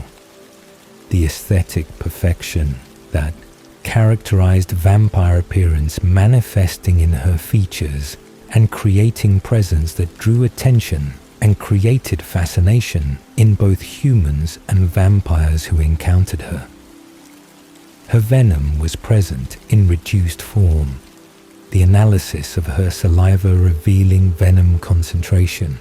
that was lower than vampire venom concentration, but was present nonetheless, and might possess capability to transform humans into vampires if introduced through bite or through injection into bloodstream in sufficient quantity. The human characteristics she retained made her fundamentally different from vampires despite her vampire traits. The warmth of her skin representing a metabolic function that vampires lacked, and representing life in biological sense that vampires had surrendered through transformation that replaced organic systems with supernatural systems. Her growth represented change that vampire bodies could not achieve, when crystallization prevented development and prevented aging that characterized human existence across lifespan from birth to death. Her heartbeat represented cardiovascular function that was genuine rather than being performance. The circulation of blood through her system representing continuation of human biology alongside vampire enhancement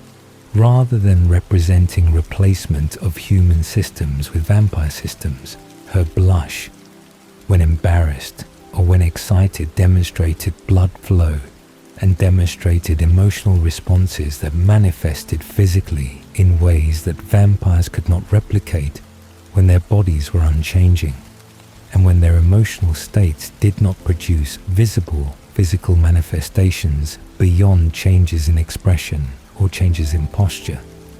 Her consciousness and intelligence exceeded what infants should possess based on chronological age.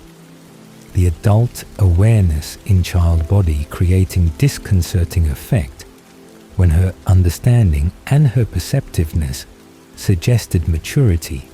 that her physical appearance contradicted, and that her limited verbal language initially concealed until her communication gift revealed depth of thought and depth of emotional sophistication that was developing at pace that matched her physical growth, rather than matching slower pace that human cognitive development followed. Her ability to understand complex concepts and her ability to engage with abstract ideas within weeks of birth demonstrated that hybrid consciousness followed accelerated developmental timeline that compressed childhood into brief period rather than extending childhood across years that human development required. The rapid maturation creating questions about whether her mental development would outpace her physical development or whether both would proceed in synchronization until reaching adult state. Her relationship with Jacob through his imprint created bond that was mutual despite their age difference and despite obvious complications that their supernatural connection involved. Renesmee's awareness of imprint and Renesmee's response to Jacob's devotion suggesting that she understood bond at level that exceeded what infants should comprehend, and suggesting that she accepted Jacob's presence as natural, rather than questioning why Werewolf was constantly near her and constantly focused on her well-being and constantly prioritizing her needs above all other considerations. Her affection for Jacob was genuine rather than being product of imprint, because imprint affected Jacob, but did not control Renesmee. Her choice to accept his devotion and her choice to return his affection representing autonomous decision rather than representing supernatural compulsion that characterized Jacob's experience of bond. What made Renesmee appealing to vampires beyond her hybrid nature included her scent that was attractive rather than being repulsive despite her partial vampire nature that should have made her less appealing than pure humans, whose blood called to vampire instincts with intensity that vegetarian vampires needed to resist. Constantly, her unique nature created curiosity and created fascination among vampires who encountered her because she represented possibility that vampire civilization had not previously encountered, and represented evidence that vampire human reproduction was possible despite biological incompatibility that vampire understanding had assumed made such reproduction impossible. Her existence challenged assumptions about vampire nature and challenged assumptions about species boundaries that vampires had accepted as absolute when no previous hybrid had demonstrated that boundaries were permeable and that new forms of being could emerge from combination of vampire and human genetics. Her vulnerability versus her strengths created complex assessment of her survival capabilities when her heartbeat meant mortality was possible through injury or through illness that might kill her before vampire healing could repair damage.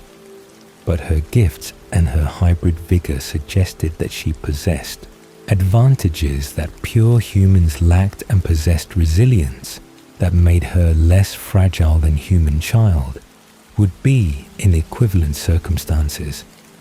Her need for protection was genuine because mortality made her killable, but her capabilities suggested that protection was precaution rather than necessity, when her strength and her awareness might allow her to defend herself against threats that would overwhelm human child,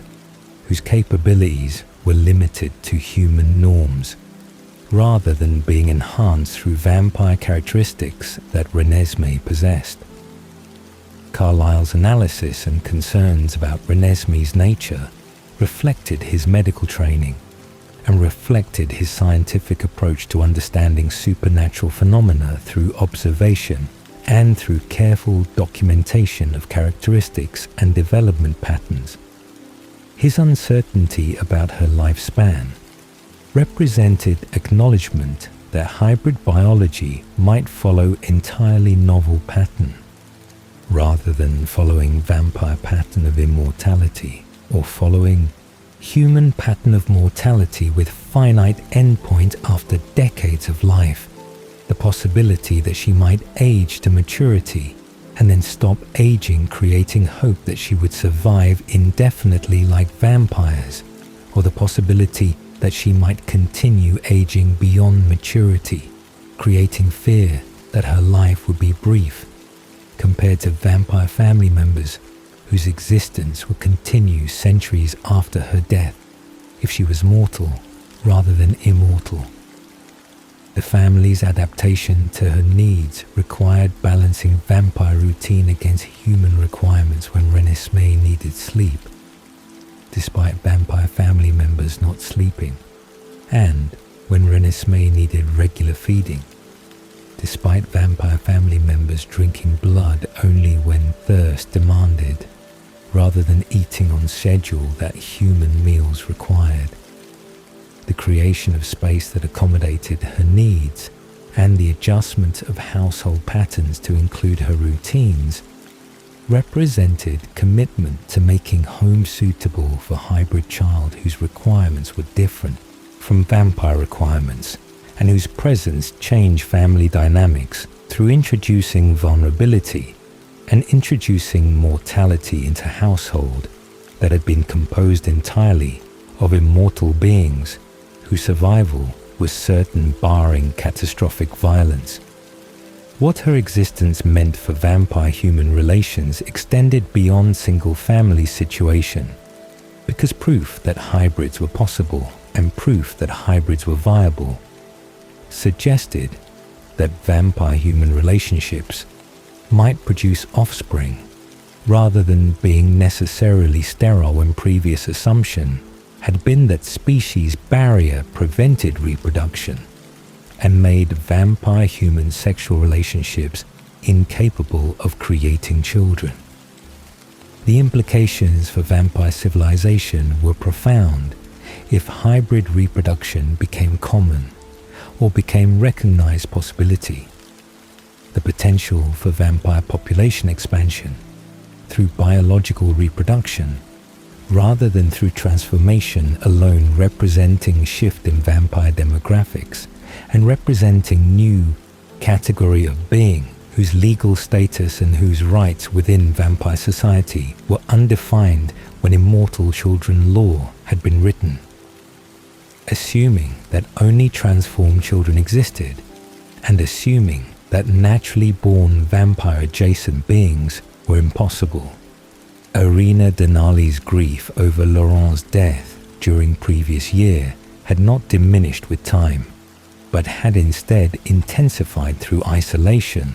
and through rumination that transformed loss into festering wound that poisoned her perspective and poisoned her relationships with family members who attempted to help her process trauma and attempted to help her move beyond anger that was consuming her emotional life and preventing her from functioning normally within Coven that had been her home for centuries. Laurent's destruction by Quileute werewolf pack represented to Irina not justified defense of Bella Swan, but represented murder of mate,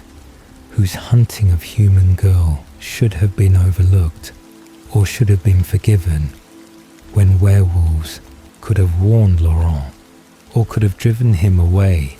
rather than immediately killing him without opportunity for retreat or without opportunity for explanation. Her inability to accept that Laurent's choice to hunt Bella had justified protective response from Pack, reflected her unwillingness to acknowledge Laurent's nature and unwillingness to acknowledge that his vegetarian attempts had been temporary performance rather than being genuine commitment to lifestyle that Denali Coven maintained and that Laurent had claimed to adopt but had abandoned when opportunity for easy prey had presented itself. Her distance from Cullen family following Laurent's death manifested in her refusal to attend Edward and Bella's wedding despite invitation, and despite her Coven sister's encouragement that she should support family alliance and should participate in celebration that marked important moment in Cullen family history. her absence from wedding represented more than simple grief-motivated withdrawal, because her refusal carried implicit criticism of Bella, whose connection to werewolves Irina blamed for Laurent's death, and whose continued relationship with Jacob Black represented ongoing association that Irina found intolerable when werewolves had killed her mate, and when Cullen's acceptance of such association suggested betrayal of vampire solidarity and suggested prioritizing human girls' preferences over vampire communities' interests. The resentment that built across months following wedding created psychological state where Irina was primed to interpret any Cullen action as suspicious and was primed to see threats where more charitable interpretation might see innocent circumstances. The Christmas sighting that occurred in December of 2007, when Irina was hunting near Forks and happened to see from distance what appeared to be a small child, in company of Cullens and in company of werewolf, whose presence near vampire child created image that triggered Irina's worst assumptions and triggered her immediate conclusion that she was witnessing immortal child, whose creation violated fundamental vampire law that existed specifically to prevent exposure and specifically to prevent chaos that immortal children had created throughout vampire history. Her distance from scene and her emotional state prevented careful observation that might have revealed Renesmee's growth and might have revealed Renesmee's human characteristics that differentiated her from immortal children, whose creation involved transforming human children into vampires, whose mental development was frozen at immature stage, while physical strength and physical capabilities were enhanced to vampire levels, creating beings who possess power without possessing self-control, and who possessed immortality without possessing judgment necessary to exist among humans without drawing attention. Why Irina did not investigate more closely before making accusation reflected combination of her grief and her anger at Cullens and her desire to believe worst about family who had sided with werewolves and who had permitted association that she viewed as betrayal of Laurent's memory. Her immediate departure after brief sighting and her immediate travel to Italy to report violation to Volturi represented choice to prioritize punishment over verification. Her certainty that she was witnessing immortal child overriding any doubt that might have prompted closer examination or might have prompted conversation with Cullens about child's nature and child's origin before making accusation that would bring Volturi attention and would bring consequences that could destroy entire Cullen family. If Volturi decided that violation warranted collective punishment rather than warranted limited intervention, targeting only those directly responsible for child's creation. Immortal children's true history within vampire civilization included multiple instances across centuries where transformed, children had created disasters through their tantrums and through their inability to control vampire strength or control vampire behavior in ways that adult consciousness could manage, but child consciousness could not manage regardless of years of experience when mental development was frozen at transformation and when maturation was impossible for beings whose bodies and whose minds were crystallized into unchanging state. The immortal children had killed humans indiscriminately and had drawn attention through their supernatural strength and through their inability to hide vampire nature when playing or when expressing emotions that children expressed openly, but that vampires needed to suppress to maintain secrecy that was essential for species survival. The villages that had been destroyed and the exposure incidents that had nearly revealed vampire existence to broader human population had led to absolute prohibition against creating immortal children, and had led to law that required immediate destruction of immortal children and required immediate destruction of vampires who created them regardless of circumstances or regardless of claimed ignorance about law's existence. What Irina told Volturi when she arrived in Volterra included her description of a child who appeared to be approximately 3 years old in appearance and who was in company of Cullens and in company of werewolf. Her testimony emphasizing child's supernatural beauty and child's presence among vampires as evidence that child was immortal child rather than human child who happened to be near vampires temporarily. Her grief motivated certainty,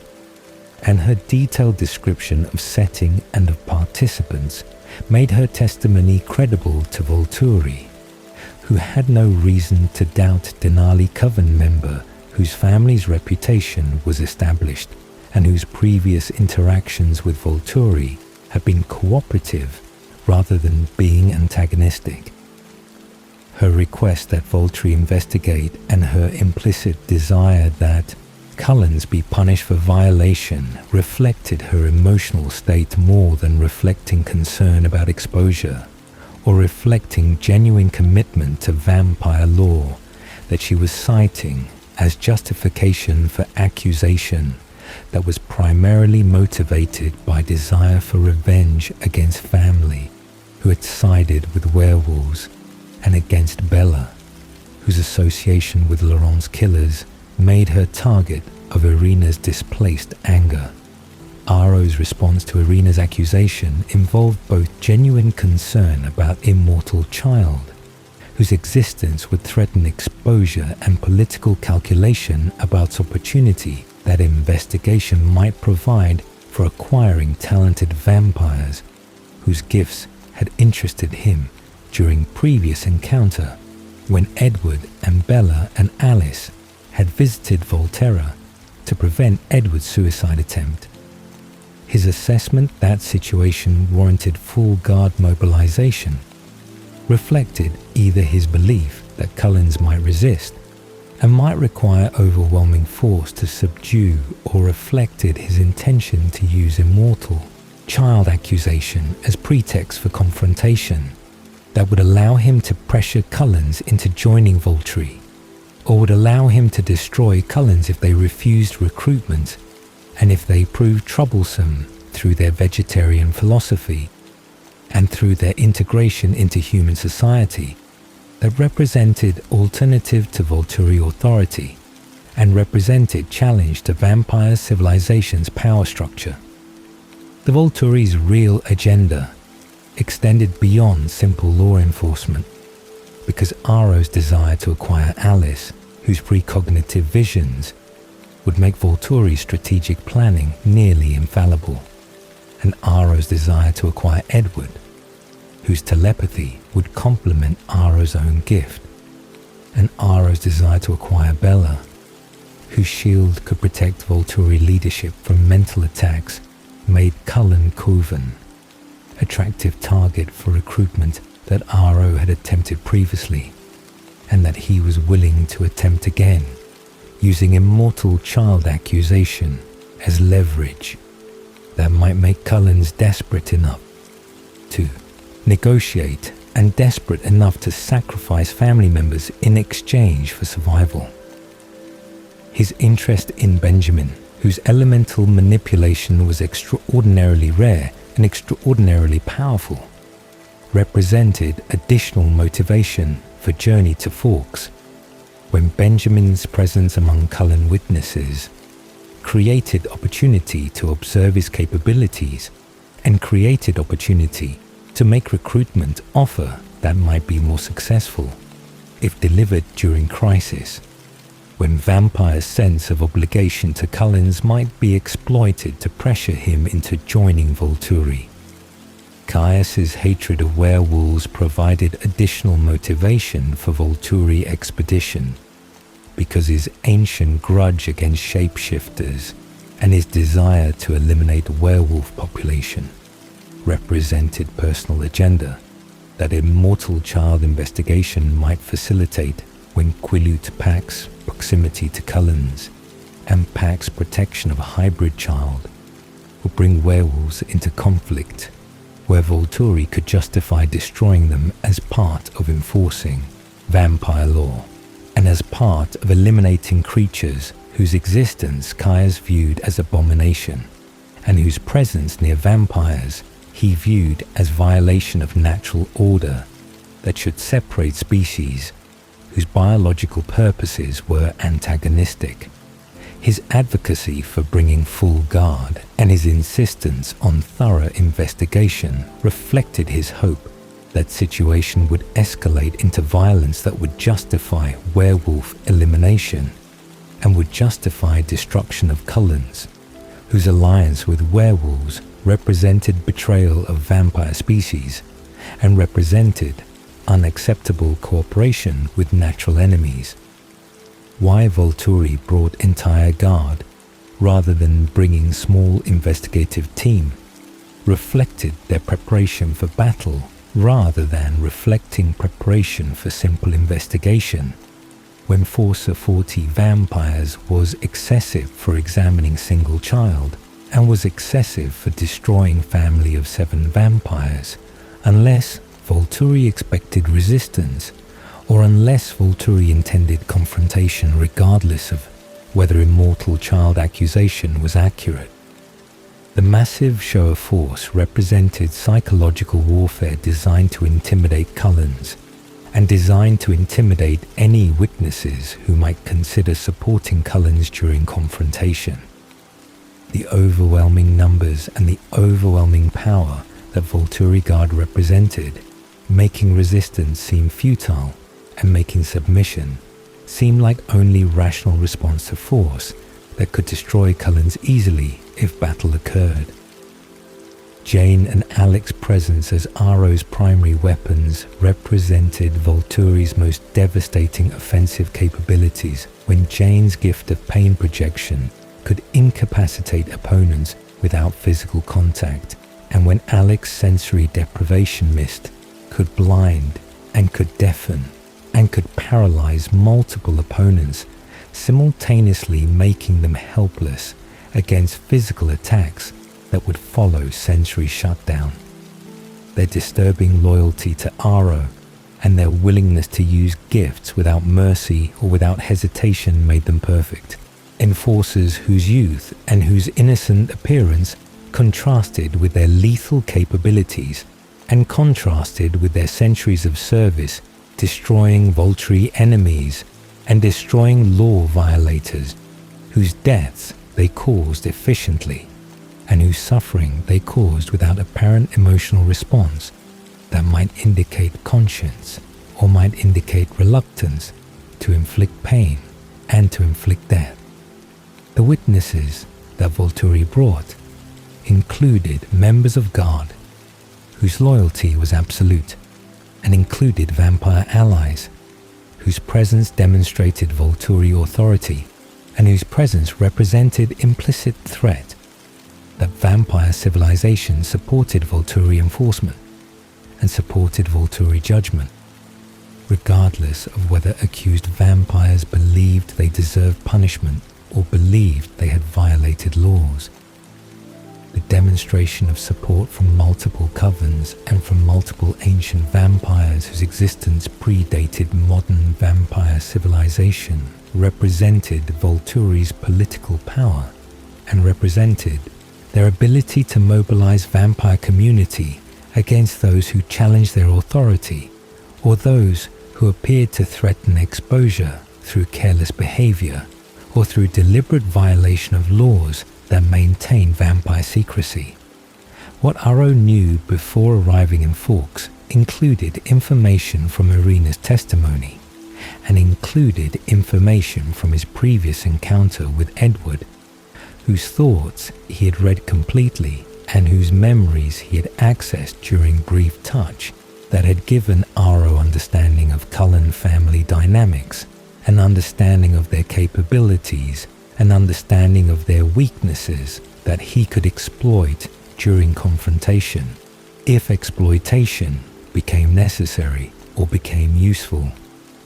His awareness that Alice's visions could not show werewolf futures created blind spot that he intended to exploit through involving werewolves in confrontation and through making werewolf actions central to outcomes that Alice could not predict completely and could not prepare family for adequately when her primary gift was compromised by werewolf presence. Chelsea's gift of relationship manipulation represented Volturi's secret weapon that few vampires knew about and that fewer vampires understood, when her ability to break emotional bonds and her ability to create emotional bonds allowed Volturi to destroy covens through making members disloyal, and allowed Volturi to recruit vampires through making them feel devoted to Aro, regardless of their previous loyalties or previous commitments. Her use during confrontation would be strategic rather than being obvious. Her subtle work on witnesses' bonds and her subtle work on Cullen family bonds potentially weakening their unity and potentially creating divisions that would make resistance less effective and would make individual members more susceptible to recruitment offers that promise survival in exchange for joining Volturi and for abandoning family members who would be destroyed. The month-long approach that Volturi took from leaving Volterra to arriving in Forks represented deliberate pacing that gave Cullens time to panic and gave Cullens time to prepare defenses that would reveal their strategies and would reveal their allies before confrontation occurred. The psychological warfare of slow approach made Cullens aware that destruction was coming and made them desperate to find solutions, when immediate arrival would have given them no time to gather witnesses and no time to prepare evidence that might convince Volturi that Renesmee was not immortal child, and that accusation was mistaken rather than being accurate assessment requiring punishment according to vampire law. Alice's vision of possible futures when Irina's accusation became known revealed hundreds of branching timelines that led to different outcomes, ranging from peaceful resolution, where Volturi accepted evidence and departed without violence, to catastrophic outcomes, where battle destroyed both Cullens and witnesses, and where survivors faced Volturi pursuit across continents as they attempted to escape judgment that would inevitably find them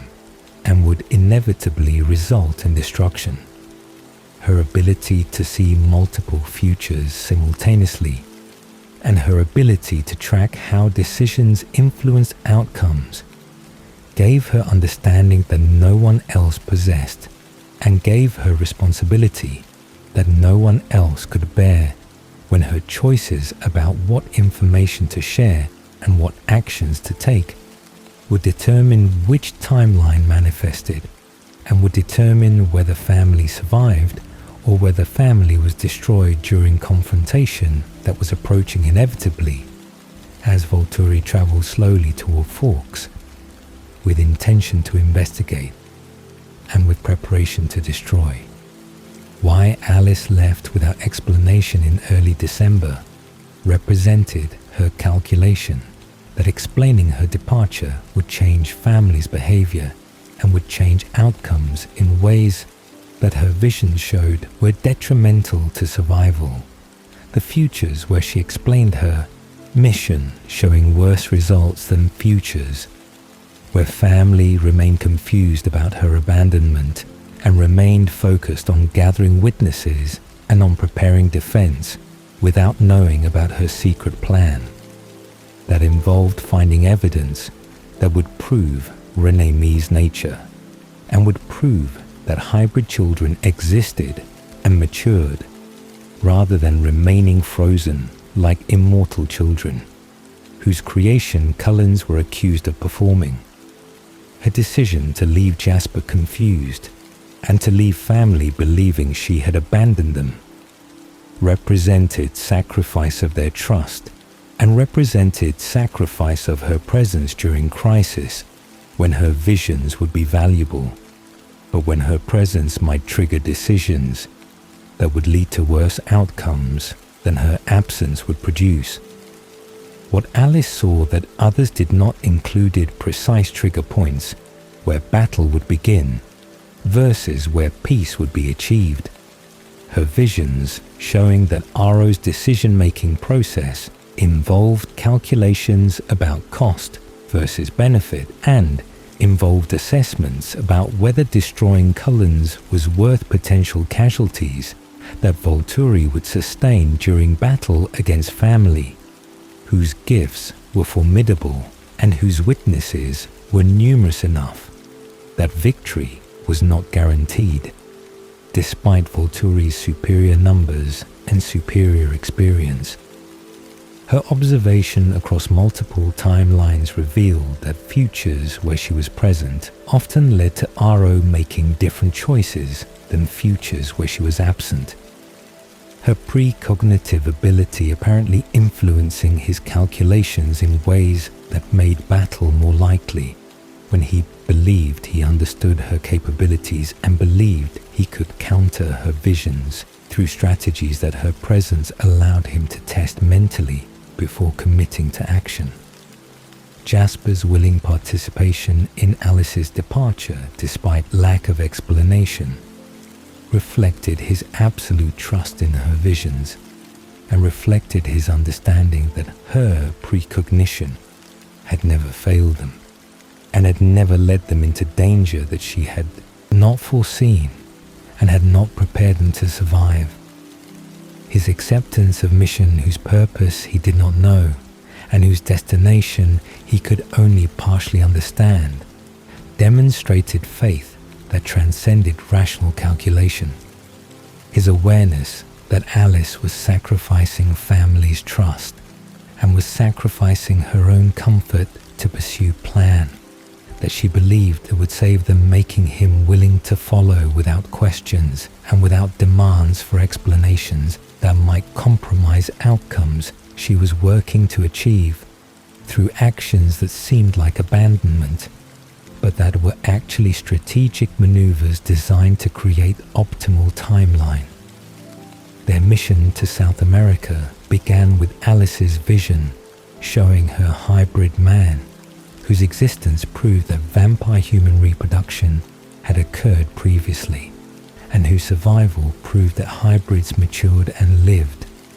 rather than remaining children forever or dying young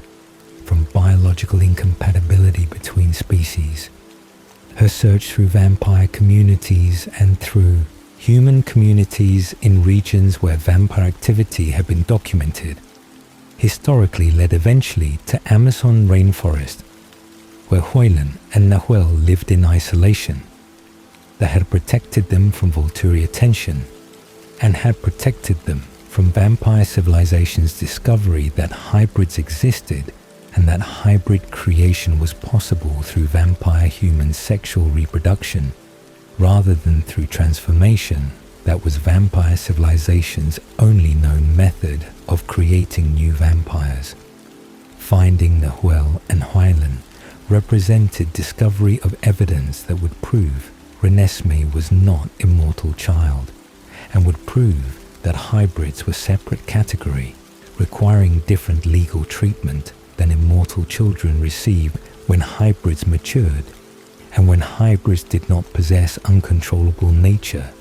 that made immortal children dangerous to vampire secrecy.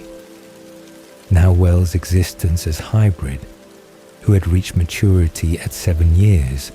and who had lived for 150 years, proved that hybrid lifespan was measured in centuries rather than being measured in decades, and proved that growth stopped naturally rather than continuing indefinitely until death from old age occurred. Huilen's testimony about Nahuel's development and about his control and about his integration into vampire society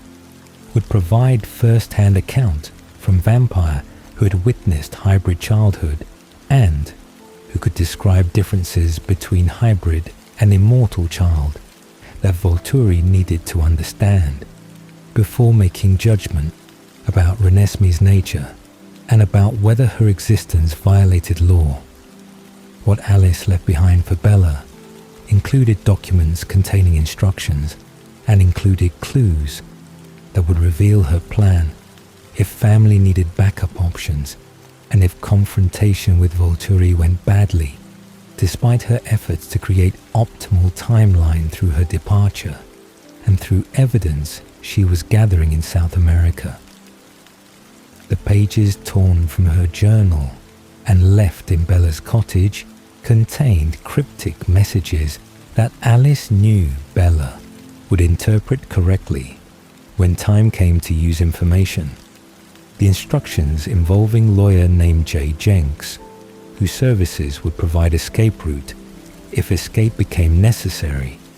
and if confrontation ended with survival requiring flight, rather than requiring standing ground against Volturi, whose pursuit would be relentless if they decided Cullens needed to be destroyed. The clues Alice planted throughout her departure included subtle signs that she had not abandoned family permanently, and included evidence that her actions were strategic rather than being cowardly flight from danger that her visions showed was coming. Her careful selection of what to take and what to leave behind revealed planning that extended beyond simple departure. Her choices indicating that she expected to return and that she expected family to survive confrontation, but that she was preparing contingencies in case her primary plan failed, and in case family needed alternative options that her absence would make possible through creating uncertainty that might work in their favor.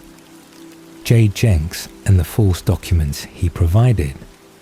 represented Alice's contingency planning for worst-case scenario, where Renesmee and Jacob would need to escape Volturi pursuit and would need identities that would allow them to hide in human society,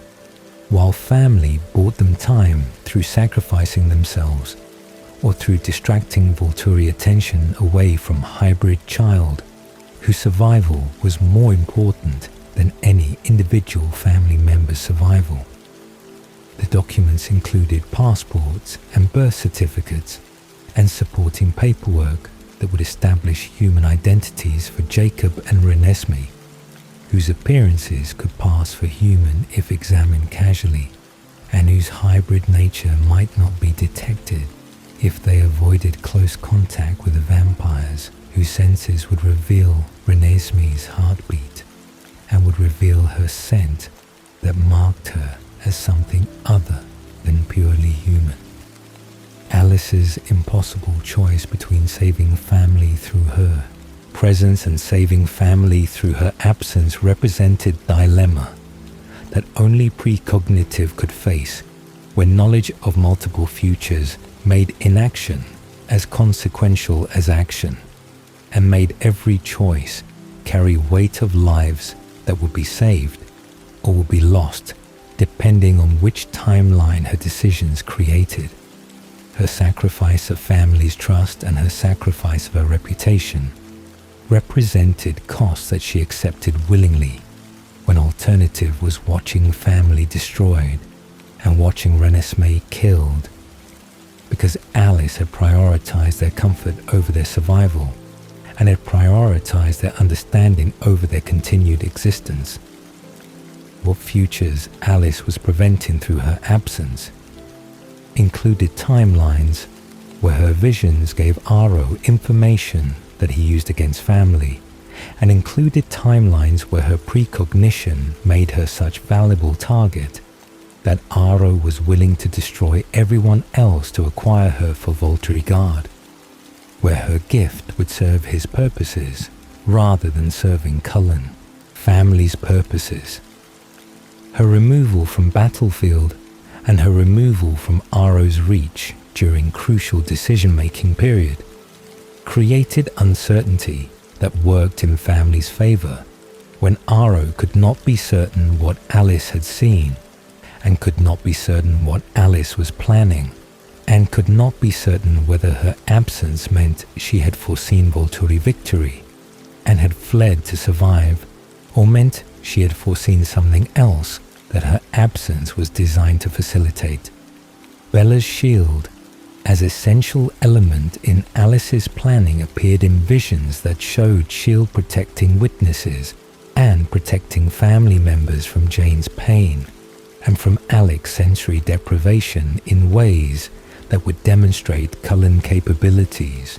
and would demonstrate that battle would be costly for Volturi, even if they won eventually through superior numbers and superior experience. The futures where Bella's shield failed, or where Bella could not extend protection far enough, showed Volturi victory occurring rapidly through Jane, and Alec incapacitating defenders before physical combat began. The demonstration of shield's effectiveness being crucial to convincing Aro that battle's costs would exceed battle's benefits and that peaceful resolution was preferable to violent resolution that might eliminate Cullen's, but would also eliminate significant number of Volturi guard members whose centuries of experience could not be easily replaced. The timing of Alice's return was calculated to moment of maximum impact, when evidence she brought would arrive exactly when needed, and when her reappearance would demonstrate that her departure had been strategic rather than being abandonment. Her precision in arriving during confrontation rather than arriving before confrontation reflected her understanding that premature return would change Aro's calculations and would change outcomes in ways that made battle more likely rather than less likely. Her appearance with Nahuel and Huilan at crucial moment when Aro was deciding whether evidence was sufficient to justify departing without destroying Cullen's represented perfect timing that only precognitive could achieve through seeing exact moment when her presence would tip balance toward peace rather than tipping balance toward war. What Alice sacrificed through her choice to disappear included family's faith in her loyalty and included Jasper's comfort during months when he was separated from mate whose absence created anxiety despite his trust in her judgment and despite his certainty that she was acting according to visions that showed her departure was necessary. Her sacrifice of Edward's friendship and her sacrifice of Bella's trust and her sacrifice of Carlisle's confidence in her commitment to family represented prices she paid willingly when alternative was watching them die and when alternative was surviving alone after Volturi destroyed everyone she loved, because she had prioritized their feelings over their survival and had prioritized their immediate comfort over their long-term existence. The elaborate backup plans that Alice created through her clues and through her arrangements with Jay Jenks represented her characteristic thoroughness and represented her refusal to accept that any single plan was sufficient when multiple contingencies might be needed, and when failure of primary plans should not result in total failure when alternatives existed that might save at least some family members, even if saving everyone was impossible. Her layered approach to problem solving and her preparation for multiple possible outcomes demonstrated why her gift was so valuable and demonstrated why Aro wanted her so desperately. When vampire who could see futures and could plan for multiple contingencies simultaneously was vampire who could make organization nearly invincible through preventing surprises and through preparing responses to threats before threats materialized into actual dangers requiring immediate response. The witness gathering that occurred during December represented Carlyle's activation of relationships built across 3 centuries of traveling and across 3 centuries of helping vampires, whose gratitude or whose respect made them willing to stand with Cullens during confrontation with Volturi, whose power made opposition dangerous and whose reputation made defiance potentially fatal for vampires who lacked strength or lacked allies sufficient to survive Volturi's retribution if confrontation ended badly. Each witness who arrived brought different motivation, ranging from genuine friendship with Carlyle, whose medical assistance or whose philosophical guidance had created bonds that transcended typical vampire relationships, to curiosity about hybrid child, whose existence represented biological impossibility that demanded investigation and demanded verification before believing such creature could exist, when vampire understanding suggested reproduction through traditional means was impossible for beings whose transformation had ended biological functions, including fertility. The Egyptian coven's presence represented perhaps most significant alliance, because Benjamin's elemental gift made him extraordinarily valuable and made his support meaningful beyond simple numerical addition to witness count, when his ability to manipulate earth and water and air and fire gave Cullens capabilities that might allow them to counter Volturi gifts and might allow them to create tactical advantages during battle if battle became unavoidable, despite efforts toward peaceful resolution. Amun's reluctance to risk Benjamin's exposure to Volturi recruitment attempts competed with his debt to Carlyle, whose assistance centuries earlier had created obligation that Amun could not ignore despite his preference to remain isolated and to remain unnoticed by Volturi, whose interest in talented vampires made Benjamin constant target for recruitment that Amun had successfully avoided through keeping Benjamin hidden and through maintaining distance from vampire politics. The Denali Coven's participation carried additional emotional weight because Irina's accusation had initiated crisis, and because Tanya and Kate and Carmen and Eleazar were torn between loyalty to Cullens and grief over Irina's betrayal that had endangered family they considered allies, and had demonstrated that Irina's anger had overcome her judgment and had made her instrument of potential destruction for vampires who had never harmed her and who had never deserved accusation that threatened their existence. Their decision to stand with Cullens despite their sister's role in bringing Volturi attention represented commitment that transcended family bonds and represented acknowledgement that Irina had been wrong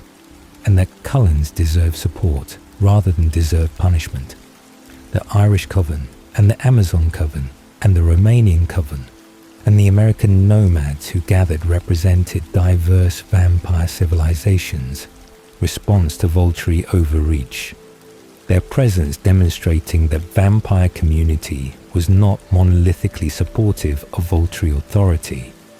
and that cracks existed in power structure that had maintained control through intimidation and through swift punishment of those who challenged their supremacy. The Romanian Coven's particular interest in opposing Volturi reflected their ancient grudge and reflected their desire to see Volturi humiliated or defeated by family whose vegetarian philosophy and whose integration into human society represented alternative to Volturi's authoritarian control and represented possibility that vampire civilization could organize itself differently than it had organized itself for 3,000 years under Volturi rule.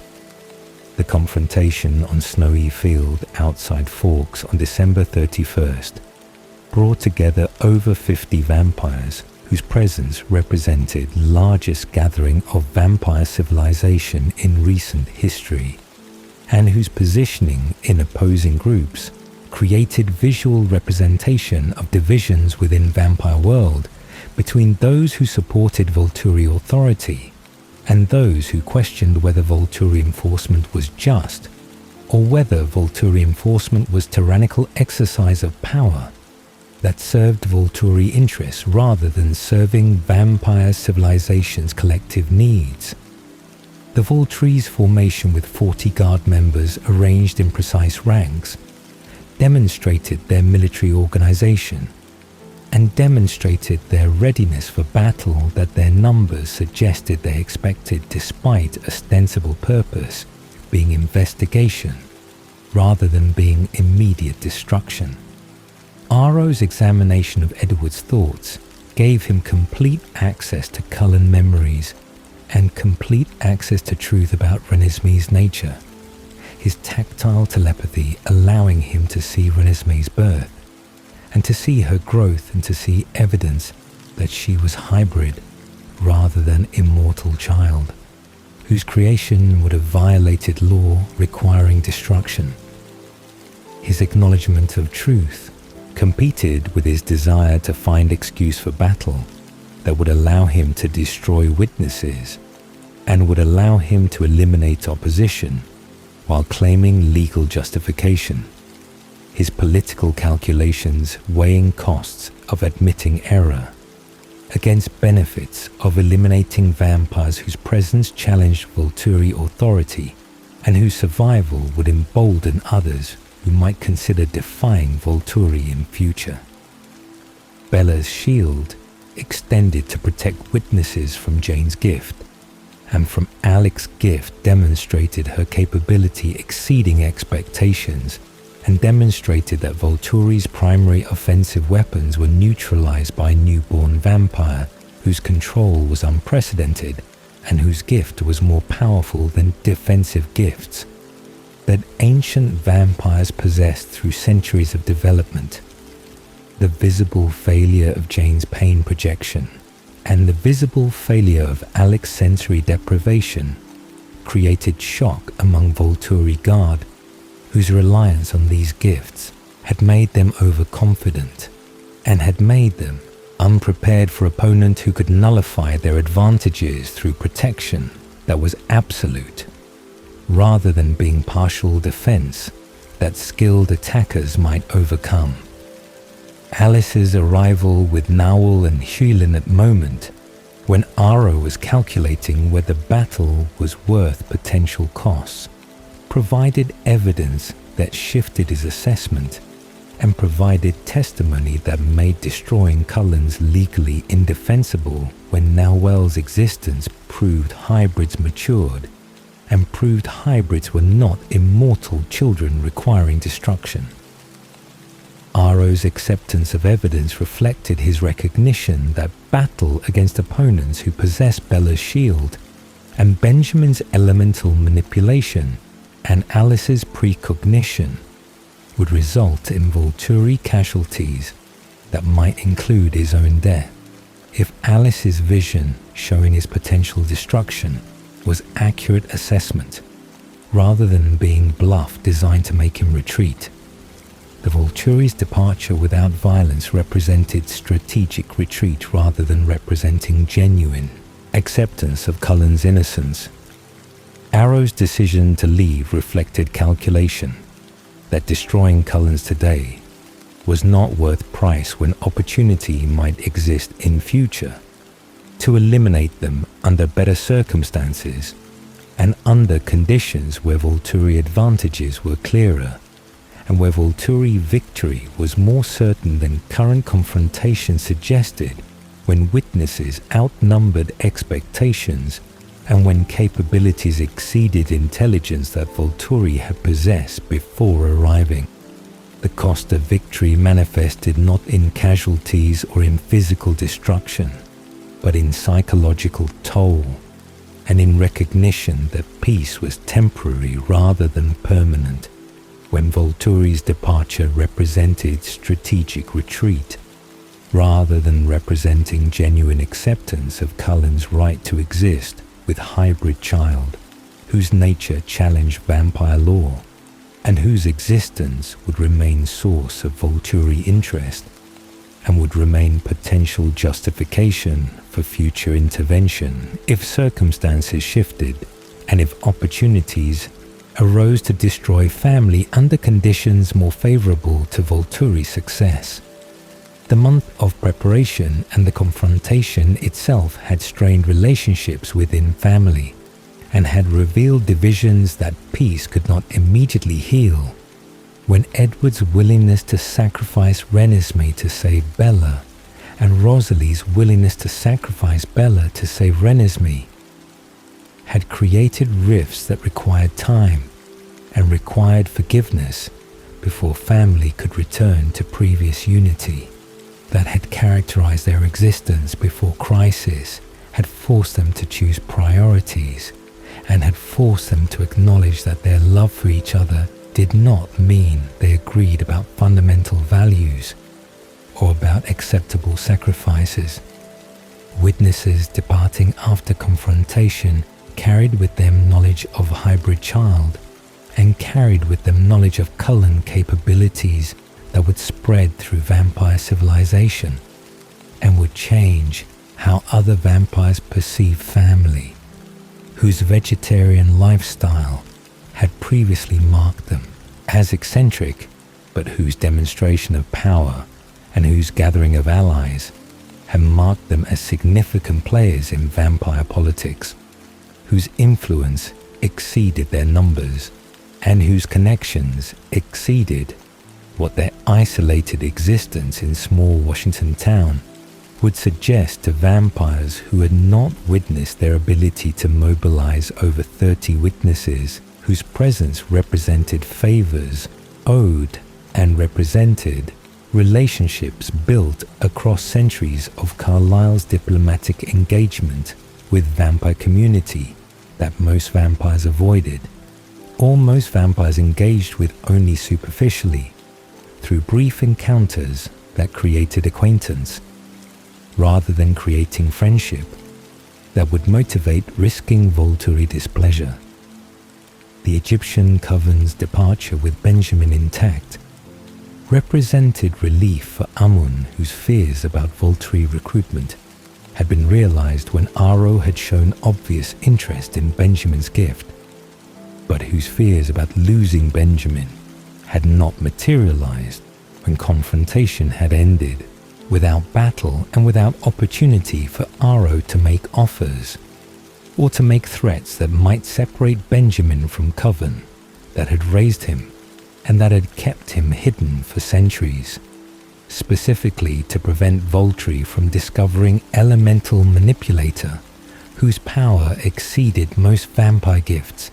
and whose capabilities made him target for recruitment that Amun had successfully avoided through isolation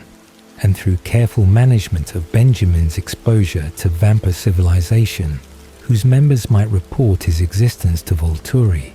if they learned about his capabilities. Denali Coven's grief and forgiveness following Irina's execution by Volturi represented complex emotional processing when their sister's death had been deserved according to vampire law, that punished false witness and that punished accusations that endangered vampire secrecy through prompting unnecessary Volturi interventions. But their grief was genuine despite understanding that Irina's choice to accuse Cullens without investigation had made her responsible for her own destruction when she had possessed opportunity to verify her observations before traveling to Italy and before making accusation that had nearly destroyed family whose alliance with Denalis had been strong enough, that Irina's betrayal represented shocking deviation from typical Coven loyalty. Their continued alliance with Cullens, despite pain, and despite recognition that Cullen's existence had indirectly caused their sister's death, demonstrated commitment that transcended immediate grief, and demonstrated that centuries of friendship would not be destroyed by tragedy that Irina had initiated through her anger and through her refusal to verify accusations before making them to authorities whose response to immortal child reports was immediate and was lethal. Jacob's permanent place in family through imprint made him Cullen by supernatural bond rather than by choice. His presence at family gatherings and his presence in Renesmee's daily, life-creating new dynamic, where Werewolf was accepted member of vampire household,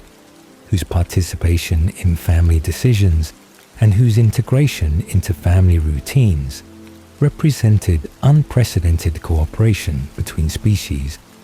whose natural enmity had been overcome through Jacob's devotion to hybrid child, whose safety required his constant presence, and whose happiness required his participation in her life that was structured around both vampire family and werewolf protector, whose imprint made him essential rather than making him optional. The pack's acceptance of Jacob's divided loyalty reflected their understanding that imprint superseded pack bonds and superseded tribal obligations, when supernatural compulsion was absolute and when resisting imprint was impossible, regardless of Jacob's preferences or regardless of Pack's needs for his participation in werewolf activities and in tribal responsibilities. Bella's cottage and her new vampire life represented privacy that main house could not provide when vampire hearing made intimacy impossible in shared space, where every sound and every conversation was audible to family members whose presence Bella loved, but whose constant awareness of her activities with Edward made genuine privacy impossible, despite their courtesy in pretending not to notice or pretending not to listen, when walls provided visual barriers but provided no acoustic barriers against senses that registered whispers and registered heartbeats from miles away. The cottage's construction by Esme as gift for newlyweds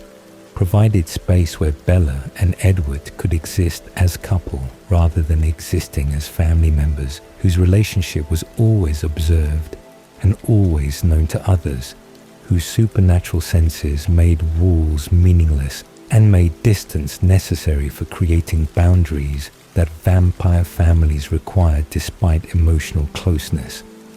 Forever stretching ahead for Bella represented beginning rather than ending. Her immortality just starting when her human life had concluded and when her vampire existence would continue across centuries that Edward and family had already experienced, but that Bella would experience for first time as newborn,